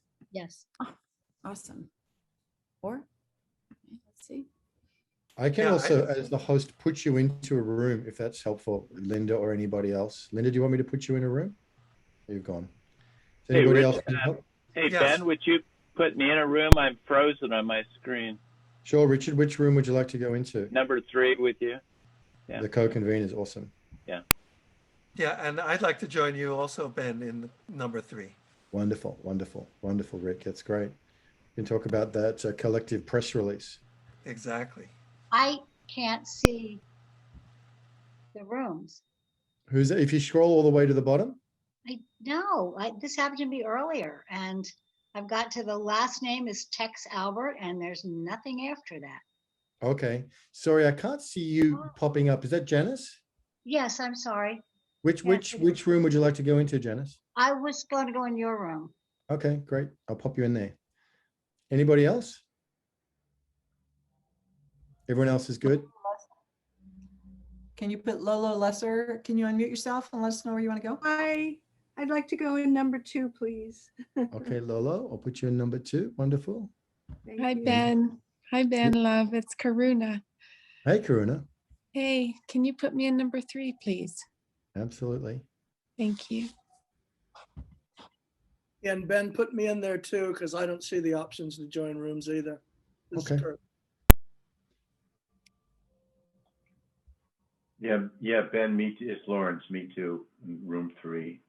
Okay. Well, you guys get started and I'll be in there in a minute. I just got to find Kurt's name here. There he is. Okay, anybody else? Ben, do you want to go in the room and I'll put people in? I don't know. Can you do that as co-host? Yeah, I think so. Okay. All right, wonderful. We'll have a great discussion, everybody. We'll see you in about 18 minutes or so. Thanks, Ben.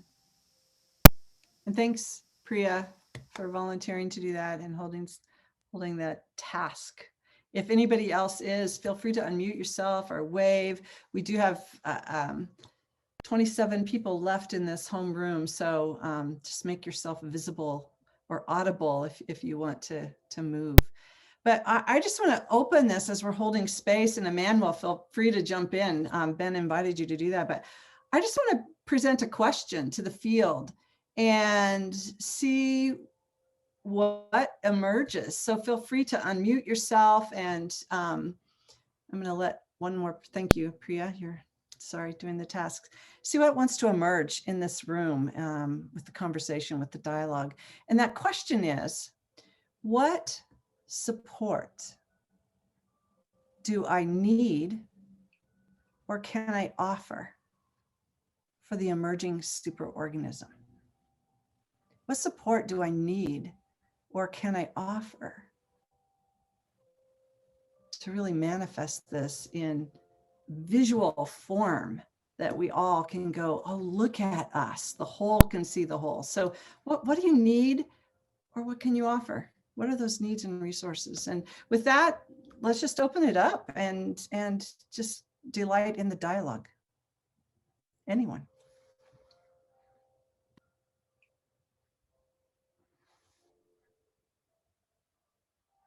Well, Go ahead. No, you go ahead. I just raised my hand because nobody else did.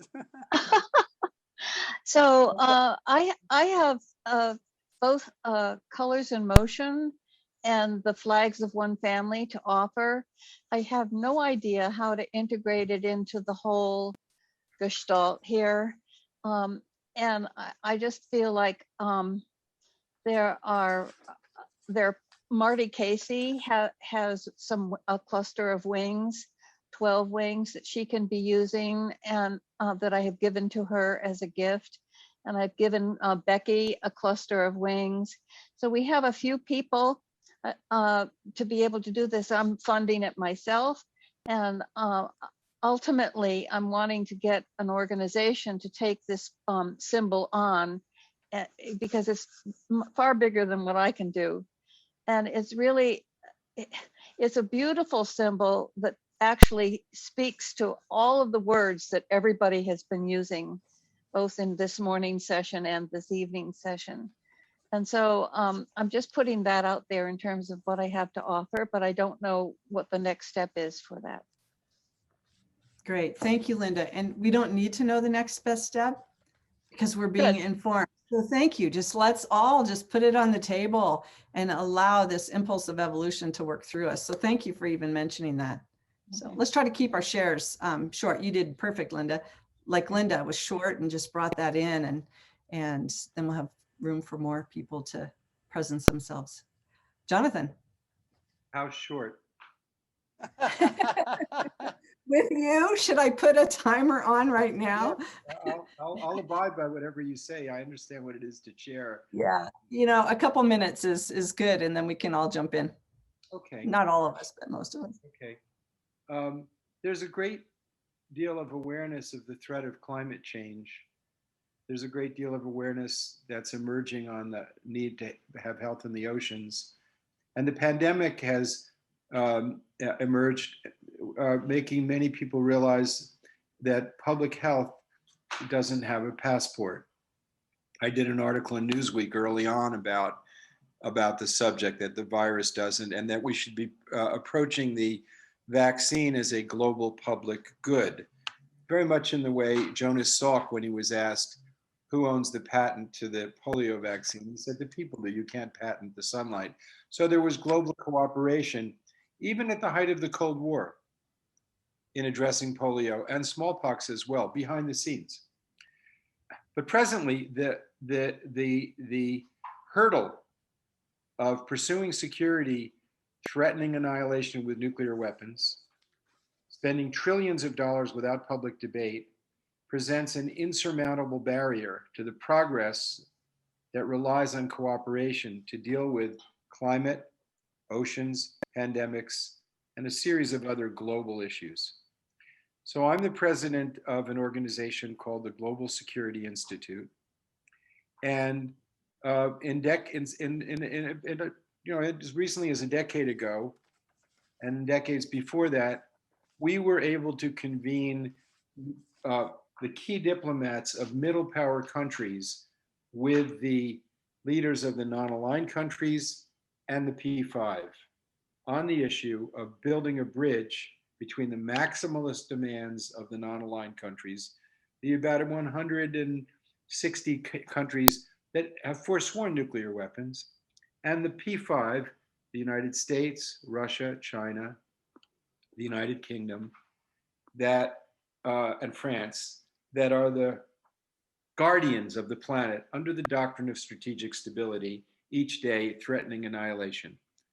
So we were able to have three-day conferences at the Carter Center with President Carter that he attributed to being one of the most meaningful things that he was able to do. I chaired them. I'm going to let my last conversation with him, and I think he's one of the elders on the planet, in my opinion, elder in terms of wisdom and heart.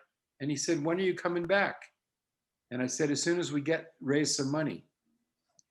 But since Trump phenomena, we've been completely zeroed out. And the major foundations don't fund disarmament. None of them. Ford closed its peace and security funding. Carnegie does not fund disarmament. They fund non-proliferation. MacArthur zeroed out the subject. So I need to convene middle power countries to be a bridge for the future, countries that need to rely on cooperation and the rule of law to reinvigorate that process of being a bridge between the superpowers and the vast number of countries in the world that actually are suffering and need cooperation. So that's what I need.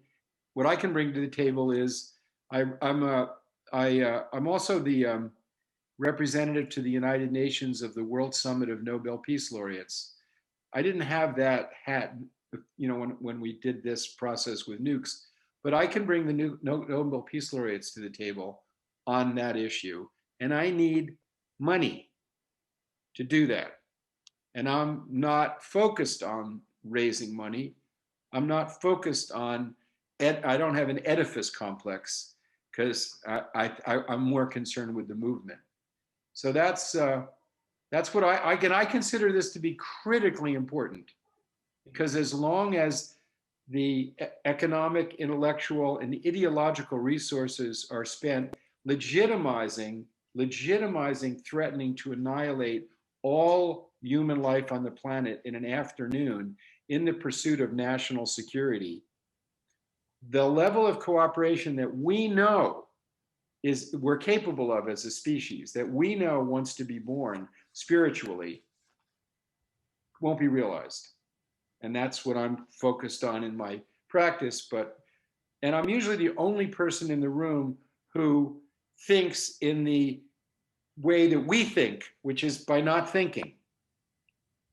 I mean, it's wonderful to be with brothers and sisters who think with the heart. The heart doesn't think the same way as the mind does. The heart thinks in resonance. The heart thinks in expansion. The heart thinks holistically. And that's what's needed in our political dialogue. And we're finding that in the realm of environmental issues. And the pandemic has caused a lot of people to wake up. But the national militaristic security state is still operating like a dinosaur and threatening us all. Thank you, Jonathan. Thank you for your need and your offering. And I just want to encourage everyone, put your email in the chat. If you want to connect, if you're going, I need some of that, or I have a resource for Jonathan, put your email in the chat and we can find one another after after we move out of this small assembly and into the real world again. Thank you, Jonathan. Who would like to go next? Jack. All right, well, I do some work with We the World, and they have a mission that is creating a world that works for all. And my thinking is that if you want a world that works for all, you need an economy that works for all. And the economy that we have right now and the people who run it have no desire to have the world that we want. So if we want to be able to, eat, provide, food, clothing, shelter, healthcare, whatever, in a way that's not controlled by, I guess I would say, almost the wrong people, then we have to start putting that economy together ourselves, what I call an alternative economic structure. And I'm convinced we can do that. We have all the resources we need to get that going. So basically what I'm getting at is that what we really need to do is start thinking about where we spend our money and keeping our money in the community. We have to start getting organized enough to where we patronize as much as we possibly can. If the real focus, businesses that are working for an economy in a world that works for all. And so basically, I guess what I'm offering is a way to help organize something like that and help put that together, and whoever else might be interested in doing that. And the other thing is, of course, not just patronizing businesses that are already there doing these things, but start figuring out how do we build new businesses. And a very easy one, I'll say quickly, is if somebody wants to start a coffee shop. Well, we spend billions of dollars as a group in coffee shops and cafes every year. And what we can do to help that is somebody who wants to start one, knows how to start one, then we commit to that, those people that are trying to put it together, that's where we'll have our coffee and cafe goodies. So that's just an example, and I'll let it go at that, but we really have to get organized on how we keep our money in the community and build those resources up. Thank you, Jack. Yes, Dr. Deb. Thank you. Yeah, I just wanted to offer that I train people to, in a very effective way, to diffuse trauma at a body level quickly. And I have students that are already at a level where they can offer pro bono sessions. And I have students who are already graduates who are interested in being helpful. So if you know somebody that is suffering and really can't afford to go get help, that contact me. Beautiful. So that's it. Thank you. Beautiful. Thank you. Beautiful. Anyone else want to jump in, or who else? Who's ready to jump in? Yes, Pleasance and from NZ. Yes, kia ora everyone. Pleasance from New Zealand, Aotearoa, called Land of the Long White Cloud by our Indigenous people. What I have to offer is a perspective about some of the things we do here in New Zealand. I'm in the Greens in a leadership role. We're currently in a cooperation agreement with Labour, which is the predominant party, which is led by Jacinda Ardern. You may have heard of her, our Prime Minister, who's been practicing the politics of kindness since she was elected in 2017. So she's practiced that. And we've done very unusual, different things to most of the rest of the world in how we've dealt with COVID. We've had a mantra going right across the country all of last year: be kind, stay home, save lives. Our death rate is extraordinarily low.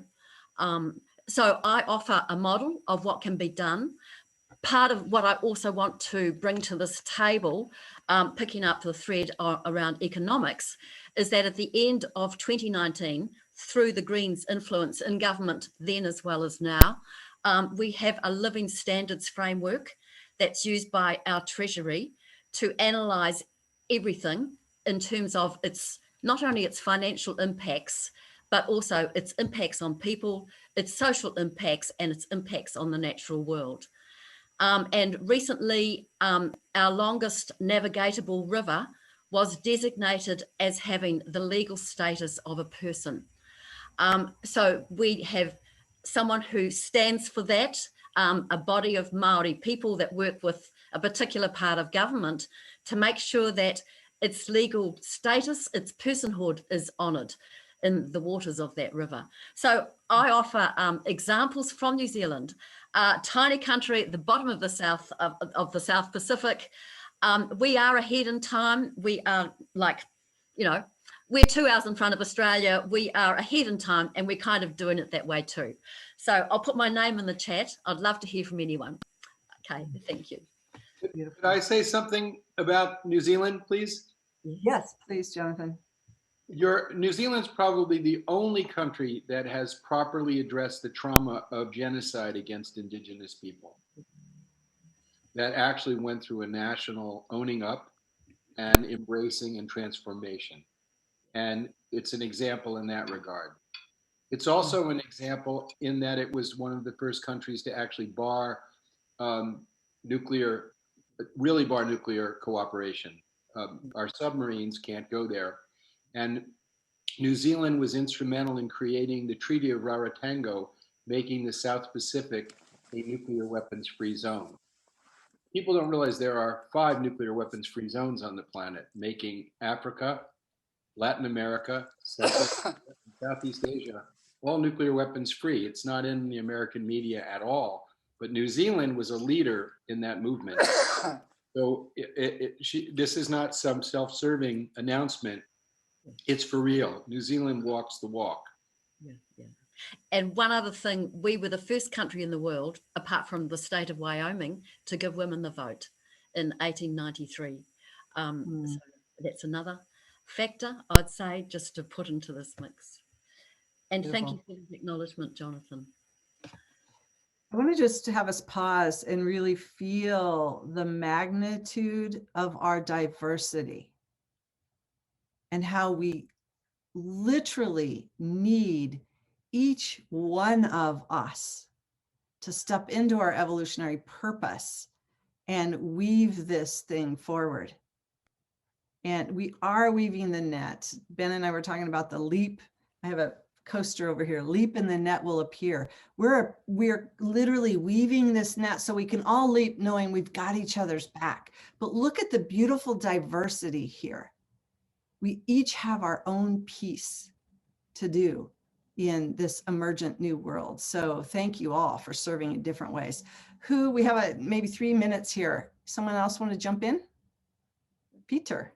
Oh, we got Peter and Joan. See if we can both be really short. Yeah, Be real short. quick. I'm fascinated by the idea of do something. And of course, what can we all do together? And my passion is this idea of this new hand signal that we can all share conceivably to help spread the word, because we still face this preaching to the choir story that needs to be discussed, in my opinion, of how do we get this to next layers.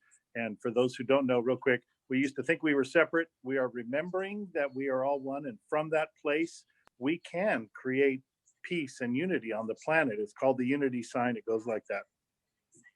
Thank you. Thank you, Peter. Joan. Thank you, Julie. Look, I'm not sure mine's a need or a want. Maybe it's both. But just listening to Jonathan, I have lots of children, as you know, but 2 boys both have occupations working for peace in very different ways. You know what Ben is doing or attempting to do with everybody's wonderful help. I have another son who's in the Air Force. He's now been commissioned to be part of the pod. For those who understand the pod, this is a group of America, Japan, Australia, planning to go into the areas of the South China Seas to protect our countries. So on one hand, I have one boy in the fighting, so-called, or potentially fighting, or preparing to fight. And on the other hand, I have another son who's trying to change that. So I have a need and a want, and I just want to share that with you.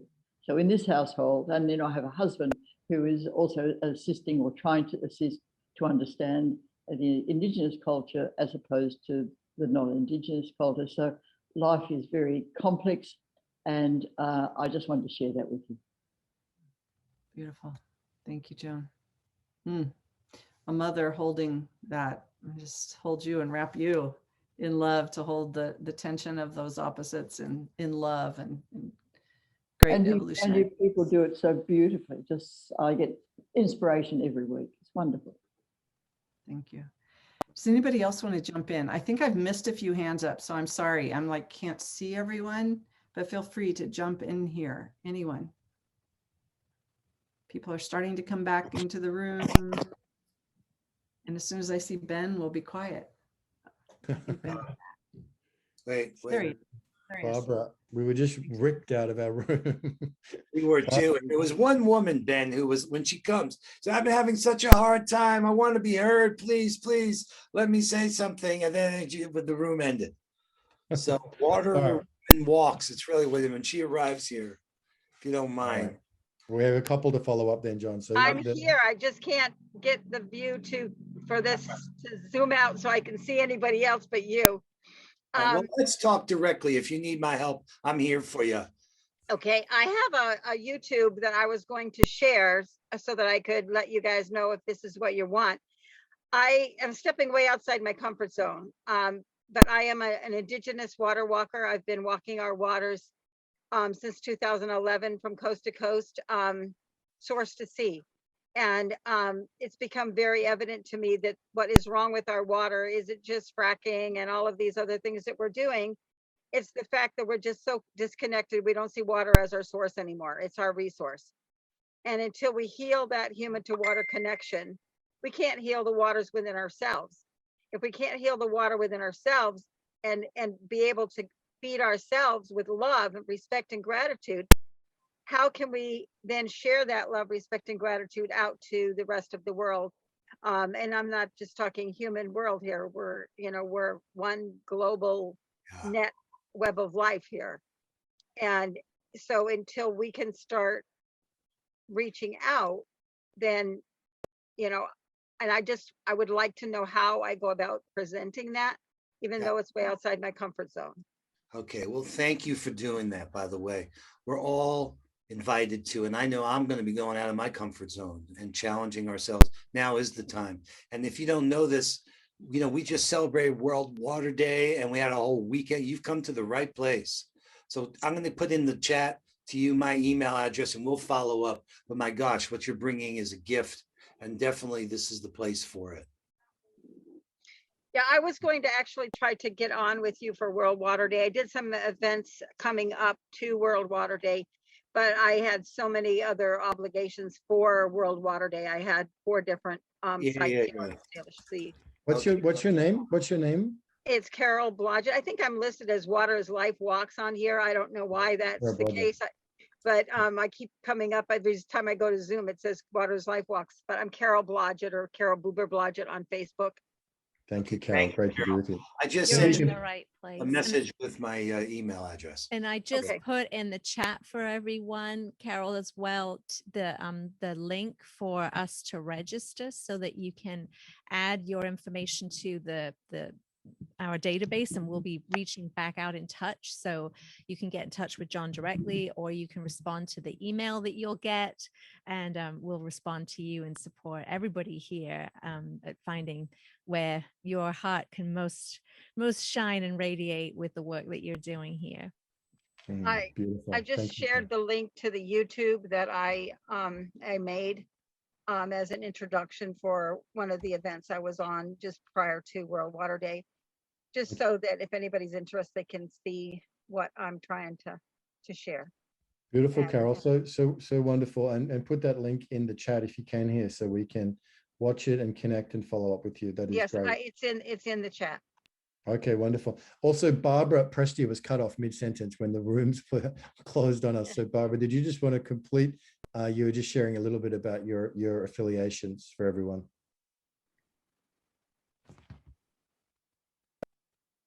Barbara with us. Sean, Barb. Hi, everybody. Yeah, there you are. Hello, I'm back, I think. Yeah. Yeah, hi. Just Hi, so everybody. go ahead. Yes, I was just saying that I am a vocal production coach. I've been invited by Irina and Ben, and thank you. I feel so honored to be here with such amazing humans. I feel like I've come home, actually. I've been looking for you all my life. But I teach people to find their voices in my studio. I'm here on the Gold Coast, but I also work with another group of amazing humans here on the Gold Coast. And we run sound journeys once a month. So I guess I'm sitting in today just to absorb everybody and find out how I can also benefit humanity and my friends.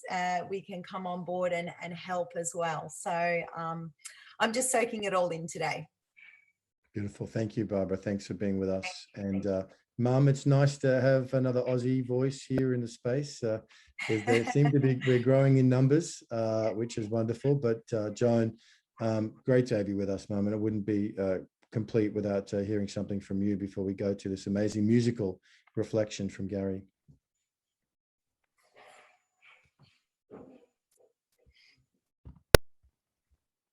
Where are you? There's too many faces. Mum, I think if you're on mute, love. Yeah, she's unmuted. Joan. Talking to me? Yeah, it sounded like John. You meant Joan. It's you, Joan. I've already had my Thrippensworth really with Julie. Ben, I was just explaining that Julie asked about whether people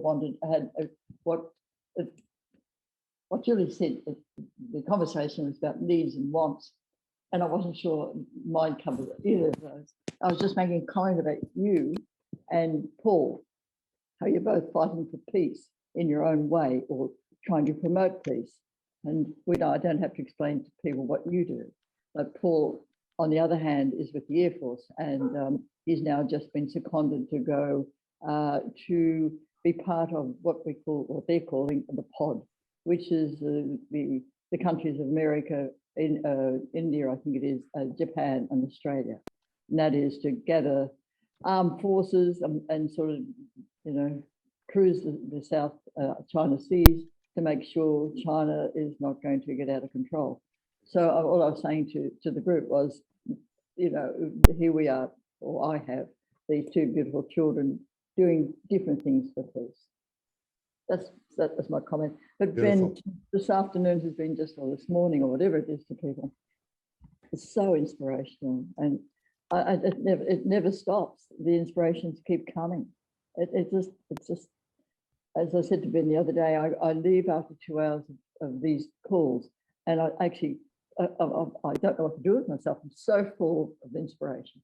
So thank you, everybody, and do take care, and good work for the coming few weeks towards Unity Week. Beautiful. Thanks, Beautiful, Mum. And I think you wanted to know, for people who were kind enough to pray for Jim last week, that he's had a good week and there's been some good things happening. So you wanted just to let everybody know thank you. And yes, I did. Your prayers have been answered in sort of mysterious ways, which is moving the caravan on, or the journey on, I must say. So thank you so much. Wonderful. Okay, wonderful. Thank you, everyone, for your incredible patience. There's so many amazing people here that we didn't get to hear from, and thank you for your presence. It's just as important to be here in presence as it is to speak, because it does take all of us, Deb and Pookie and Carmel and too many to name, Mark and Jack and Andrew and Connie and Joni, too many to name. So now we're going to have a musical little treat from one of the musical artistic directors for what's emerging for World Unity Week. We're so grateful, Gary, that you're in this field with us. We so need what you are bringing. It's such a precious, precious offering. I'm excited about having your brilliance, you know, working with Rhiannon and Becky and these super creative emerging field as to what we can do together so that World Unity Week looks and feels as beautiful as what we're experiencing today. So Gary Melkin, over to you. Oh my goodness, what an honor. Hello, everybody. I've been scrambling because I've had computer crashes all day.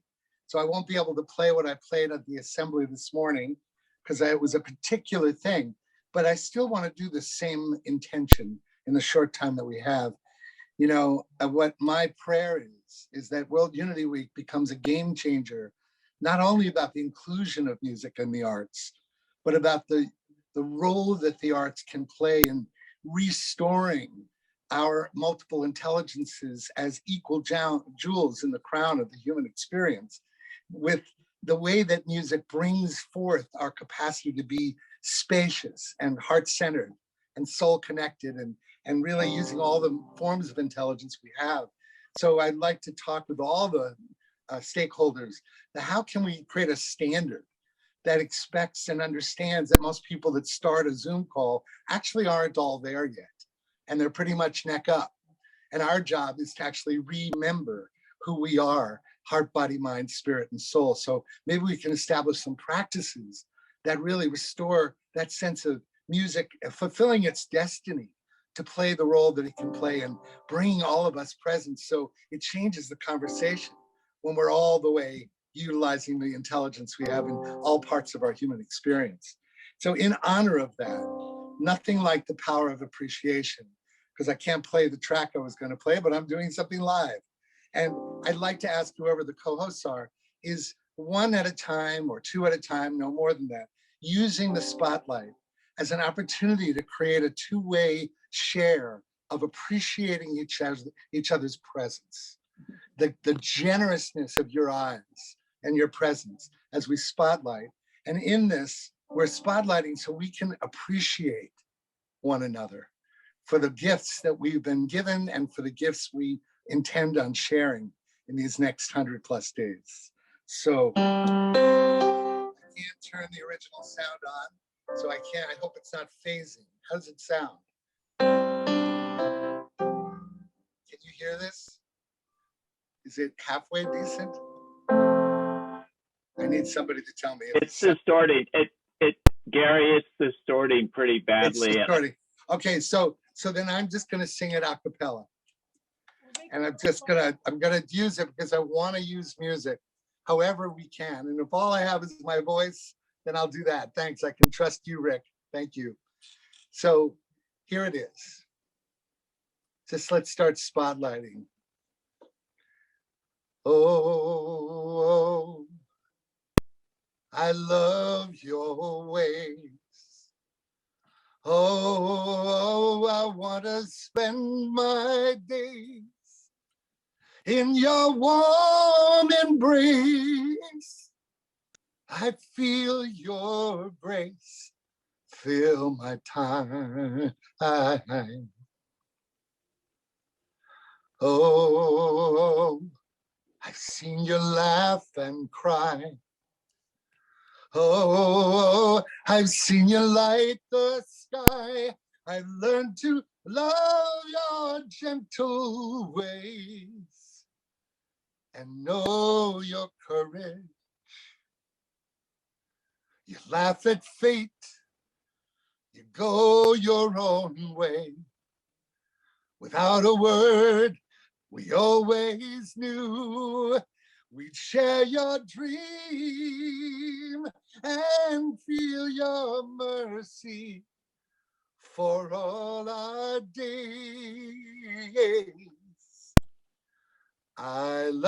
We love your way. Oh, we love your ways. Oh, we want to spend our days in your warm embrace. We feel your grace fill our time. Oh, we've seen you laugh and cry. Oh, we've seen you light the sky. We've learned to love your gentle ways and know your courage. Oh, oh, oh, oh, oh, we love your ways.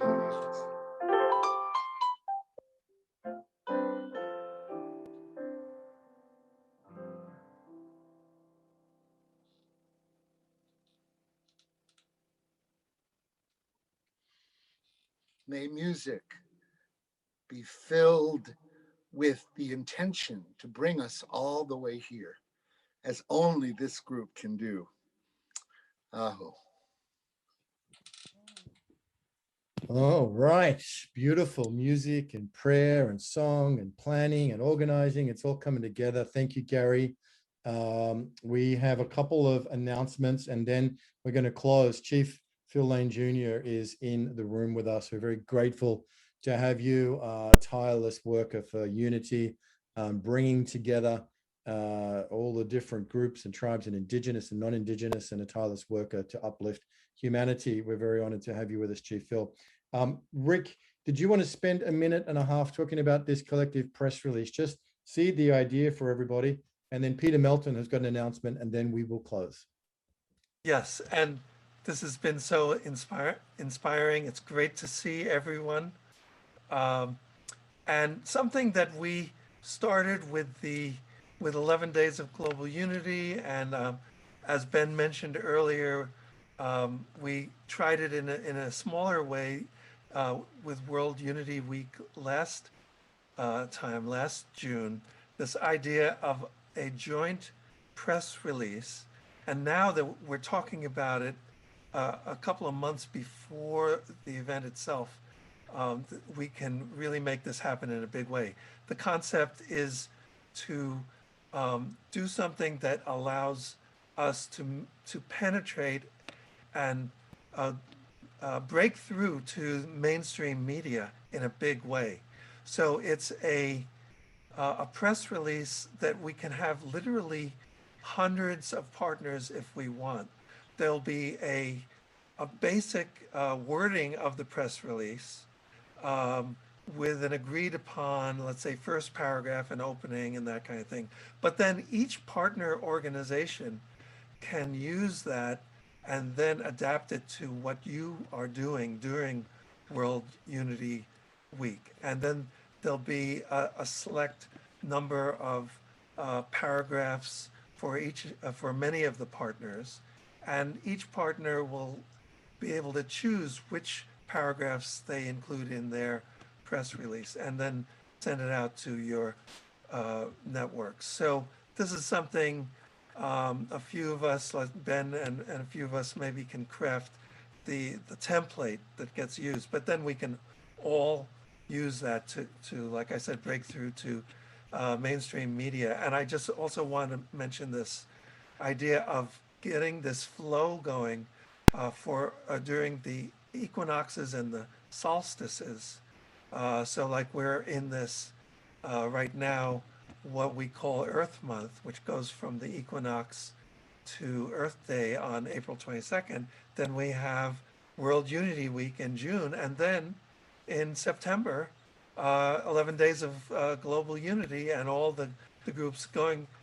So we're getting this flow of, each as the seasons change. So I just want to mention that. Sound good?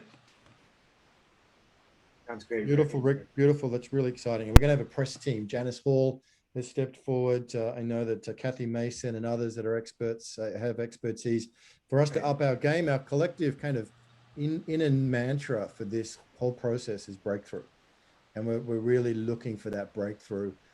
This is a moment to really break through into new communities, new high profile. And, collectively, we're putting ambassadors for World Unity Week as well, so that we're ready. We are absolutely ready. And how do we go forward from here? There's a form there in the chat. Please complete it, whatever you feel sort of your calling is, whether it's to be a co-convener or just to do one presentation, or maybe you're interested in the idea of co-stewarding a room, or if you really want to take this journey in a big way with us, then join the production team. There are different ways for you to engage. It's all on that form there that Brother John has put together. It's the one that starts with Airtable that's being shared in the chat. And the other way we go forward from here is every Wednesday, World Unity Wednesdays from here on. It's every week, 6 p.m. Eastern time or 12 p.m. Central European time. We're coming together with the co-conveners and the presenters and the team and really having these discussions, creative and executing on what needs to happen. That includes production and promotion and marketing and creative. So it's all coming together, which is a beautiful thing to behold. And just to speak into that, Peter Melton, there's been some call where, about engaging youth, and you're somebody who's definitely got an ability to reach groups of youth. It's great to have you with us, brother. And you wanted to say a few words about the weekly pulse going forward from here. Yeah, thank you. It's really great to be here. And it's been a year now since I first joined up with this call, and continue to be amazed by the folks and the inspiration that comes. And you talked about the monthly assembly, but there's so much that happens every week, and so much inspiration and connection that can be found every week. So please, I invite you to come back every Wednesday. And of course, all the networking that happens between the Wednesdays as we build this up, and as we dare to reach out beyond the choir, right? And that's what this press release is so big for. And what I think all of us need to do is create also some ways to reach people that are even easier, whether they're the different memes or just different ways that make us feel more comfortable sending this out to everybody, and that we really need everybody on the PR team to move this thing forward, to get this next level of activism. And also, there's several of you I know already working with youth, and I'll be helping with that group again this year to help us really engage the young people who are already so impassioned by all this. So blessings to all. We are all in this thing together, and here we go. So beautiful, Peter Melton. We need your energy, we need your enthusiasm. Inspired by God is what enthusiasm is originally meaning. I wonder if Jonathan is still with us, because actually I'd love to hear from Moon before we close this. I saw Moon in one of the videos. Jonathan, are you still there? I can see your space. I'm here. You want me to get the moon? Good Yeah, idea. let's get the moon. Let's get the moon. And if anybody else has anything in their heart that they just want to be to express before we begin to close this. Before you hear from Moon, I want to just bring something to your attention, Ben. This bracelet, it's called the Equalitude-based bracelet. And you can see that it has the planet Earth, and the resins that make up the beads of it are actually done from the skin color of all of the different skin tones of the human family. Yes. And so I spoke with the people that produced this, told them about about World Unity Week. And I'm going to put them together with you, Ben, and we could come up with an agreement with them and sell these to help fund World Unity Week. It makes a lot of sense, because it really is the message. It is the message. So here's the moon. Beautiful, Jonathan. Hello, Moon. Hi, all. Tell them what you have to say. What do I have to say? I'm the silent partner here. She's the boss. But I'm listening to all what you contributed. I've heard some of it, and over a span of time, and it's such unity in action, and it's just heartwarming. Keep going. Love to war. It's what I can say. Beautiful. Thank you, Moon, for sharing with us that beautiful divinity of the feminine that's there, supporting Jonathan in his work, and through doing that, supporting all of us. We really honor you and appreciate you, and are grateful for everything that you are holding and the beautiful thing that you're bringing. And Jonathan, yes, let's get these beautiful bands out there. Brother Phil is going to close us from Rami in Gaza to Karuna. Prayers for you and your city of Boulder this week. Our work is urgent. Our work is needed. Our work is relevant. Everybody here is doing the great work. And we're so honored, John. I just bow to you, your mastery, your commitment, your devotion, your humility, your willingness to show us what servant leadership looks like. John Raymer, bow to you, and to Becky, and to Irina, and Priya, and Rhiannon, and Lawrence, and everyone who has stepped forward into this. And perhaps, Brother John, you could introduce your beloved coda. And as we begin to close, it'd be wonderful, Brother John, and appropriate to hear from you. Yeah, thank you, Ben. Oh my gosh, 12 years ago, when the Seeds of Compassion with the Dalai Lama, Phil and I met, he shared with me these guiding principles that have been at the heart of everything that we've done and that I've been doing since. We start from within, starting from within, working in a circle, in a sacred manner. We heal and develop ourselves, our relationships in the world.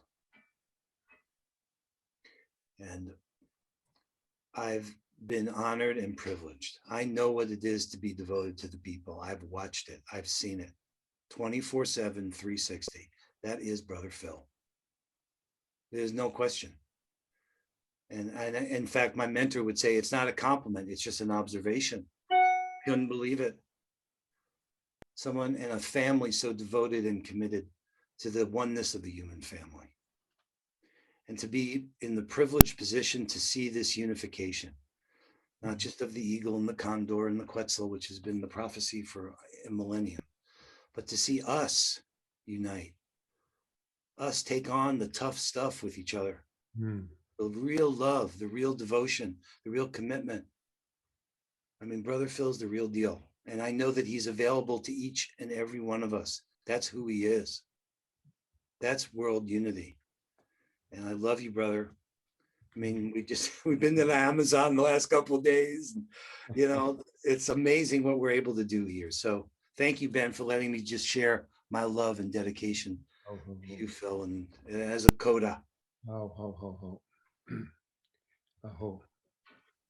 Mitaki Epi, my very beloved relatives. I just came in from a nice walk after writing this proposal or this wellness plan for Indigenous employees of Canada, Government of Canada. So I'm so happy I was able to come. So I'd just like to say that I'm so thankful to the creator of all good things that together we are advancing and understanding as a human family awakens to the reality of the prior unity and oneness of our human family and all life. If the hurt of one is the hurt of all, and the healing of one is the healing of all, and the honor of one is the honor of all. And with that feeling, I'd like to share this prayer in my heart regarding World Unity Week. Building on all the prayers, all the efforts that have been made since the journey to 2020 began, which has been the most great gift in my life. Oten Kashla Wakantaga, creator of the universe, most beloved one, all powerful one, most kind one, most compassionate one. All the sacred messengers of the creator, we call upon you. All our beloved ancestors who are close to our closest vein, we ask you might be with us as we move forward to World Unity Week. You might prepare the way, make safe the path, and guide those souls you have prepared for their cause and us guided to them. The cause, the awakening of our human family to our oneness and unity. Nikashla Wakantaga, we call upon all the tribes and nations of the east from where comes a red sunrise to arise and join us for World Unity Week. We call upon all those tribes and nations of the south from where comes new life to come together in unity and harmony and join us for World Unity Week. We call upon all those tribes and nations of the west from where comes thunder, lightning, and rain. Come together and join us for World Unity Week. We call upon all those beloved relatives in the north from where comes the white snow to come together in unity and harmony and join us for World Unity Week. We call upon all the powers of Father Sky to help the masculine elements of life to come into balance, to understand what it is to be a good grandfather, a good father, a good son, a good grandson, a good husband, a good friend, a good son, a good grandson, and especially to end the abuse of womankind upon this Mother Earth, as the abuse of women is no different. The abuse of our Mother Earth is going to destroy all of us, but we will wake up in these coming days. And we humble ourselves before our beloved Mother Earth, our beloved Mother, who brought forth our mothers, who brought forth us into this world. We give thanksgiving, even if they're only there for those moments, because they've given us an incredible gift of life. Life. Life. And we just give thanksgiving in great remembrance that World Unity Week will unfold with the utmost majesty, elegance, grace, love, and unity that we could even ever imagine. Oh my God, unite the hearts of thy servants and reveal unto them thy great purpose. May they follow in thy commandments and abide in thy law. Help them, O God, in their endeavor and grant them strength to serve thee. O God, leave them not to themselves, but guide their steps by the light of knowledge and cheer their hearts by thy love. Verily, thou art their helper and their Lord. Halmi chante washtelo, shinkmano hemeado, chinupa sapa hemeado, halmi chante washte. Thank you so much for all you're doing. Because anything you see in me, if you didn't have it in you, you couldn't see it in me. It's a reality. All the goodness we see in other human beings is because we have that same goodness within ourselves. Let us be the most perfect as we can, mirrors to one another of the sacredness of who we are.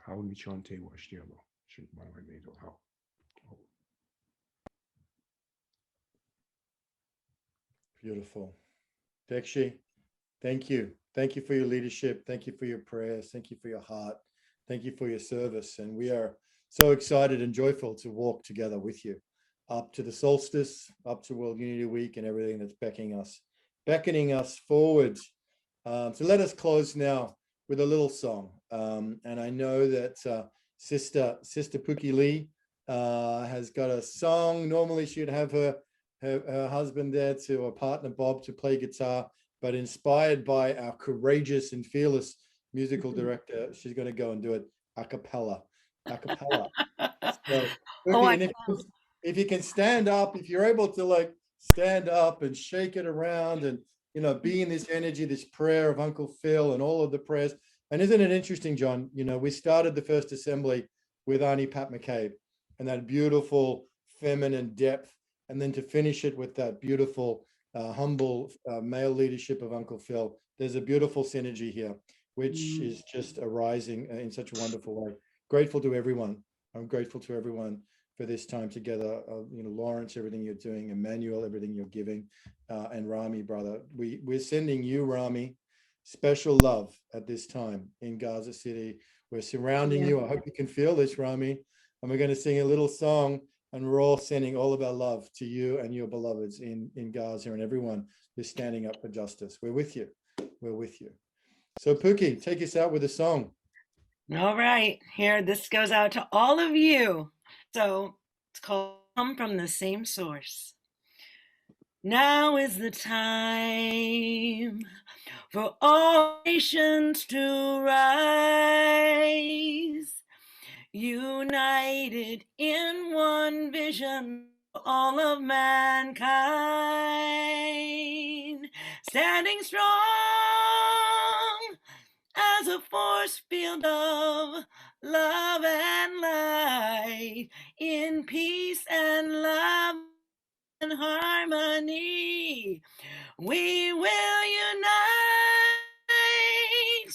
We come from the same source, a powerful love force. We're coming together, stronger than ever, not divided. We come from the same source, a powerful love force. We're together, hear the call, you are invited.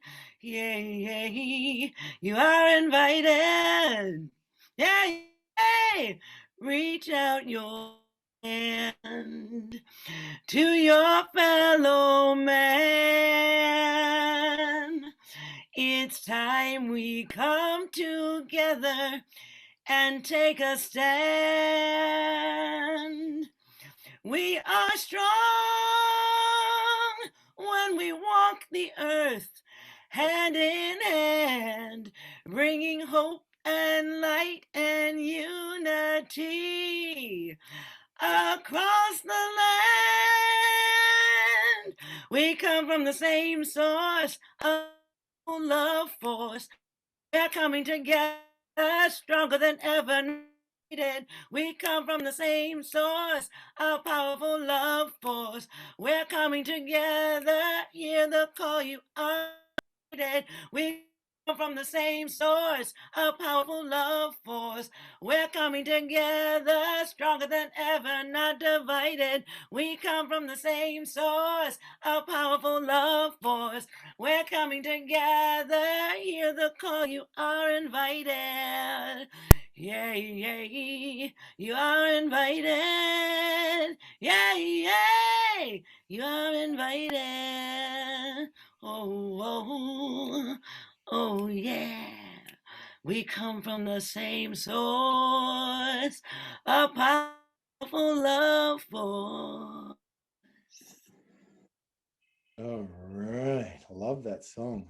I love it too. We're recording it right now. We're laying down the vocals, but we've got the music done. So, yay, we're excited. Oh, Thank brilliant. you for allowing me to share. It's so great when you get over your shyness. That's my sister. Oh, Cookie, you are the top. All right. Thank you, everyone. Thank you. Thank you, John. Thank you, Dr. Julie Krull.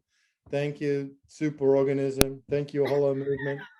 Thank you, all of these winds at our back and in our hearts. You're just beautiful. And whatever we do together shall be. Whatever we weave shall be. So gratitude and love. Thank you, Jonathan Moon. Thank you, John. Thank you, Priya. Thank you, Linda. Thank you, Gary. Thank you, everybody. Thank you, Jack. It's an exciting, we have begun. Thank you, Irina. Good start. Yeah, we're off to a good start. Thank you, Rhiannon. Thank And you, thank Janet. you, Ben. Let's get this press release.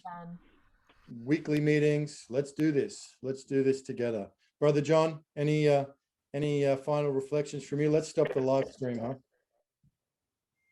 Okay. Well, this is it. This is really what we've been waiting for.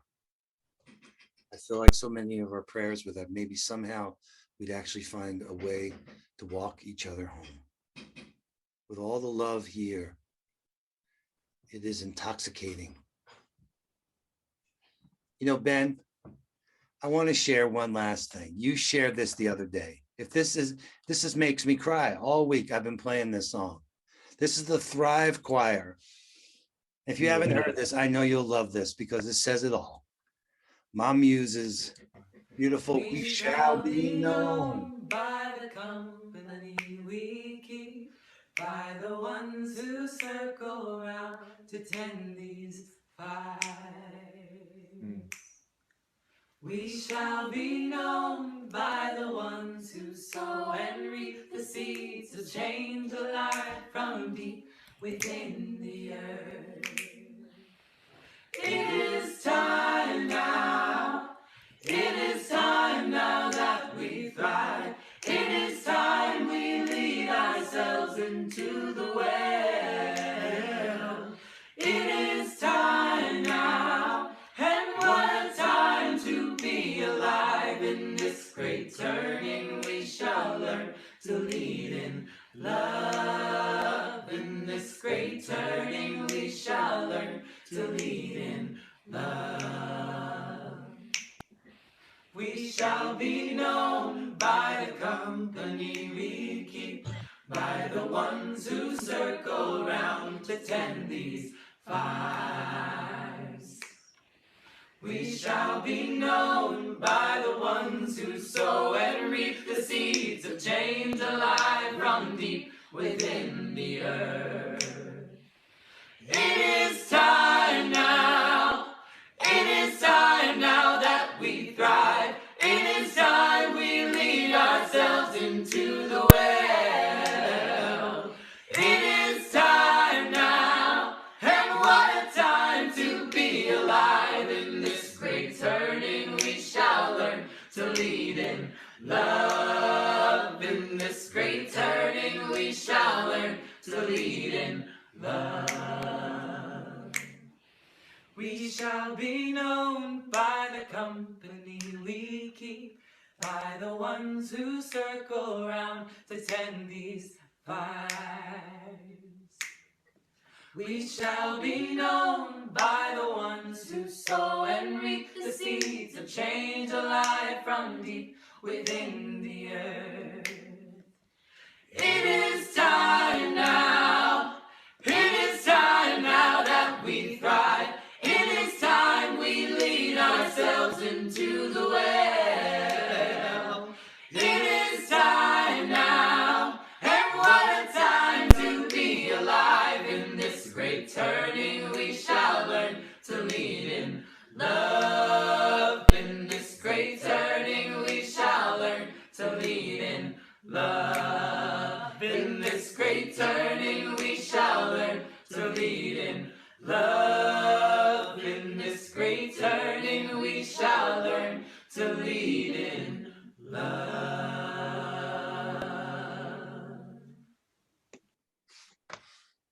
John Raymer, can you please share that in the Facebook live stream comments so everybody can access the video, please? Yeah, isn't that beautiful? And then can I just ask a favor? Ben Bueller and Chief Phil Lane Jr. are going to be speaking on our Peace Sundays Sacred Activism broadcast this Sunday. I'd love to ask Pookie if she would join us in that conversation and open us up with a sacred blessing and sing a song. Would you do that, Pookie? Okay, Ben will send you the information and you and I will connect and we're going to make it happen. I'm putting the flyer on hold because I knew somebody else needed to be added. It's you, my aloha sister. So Beautiful, beautiful. There you go. It's all happening now. yeah. All right, I'll connect you to Pookie on Messenger. And you know what, John? We haven't even played our 2-minute promotional video. Oh my God, you got it. We're ready to go. Let's I know some of you have seen it, but let's just enjoy these meetings. It's just impossible. Here we go. I love it. This is so good. This is great.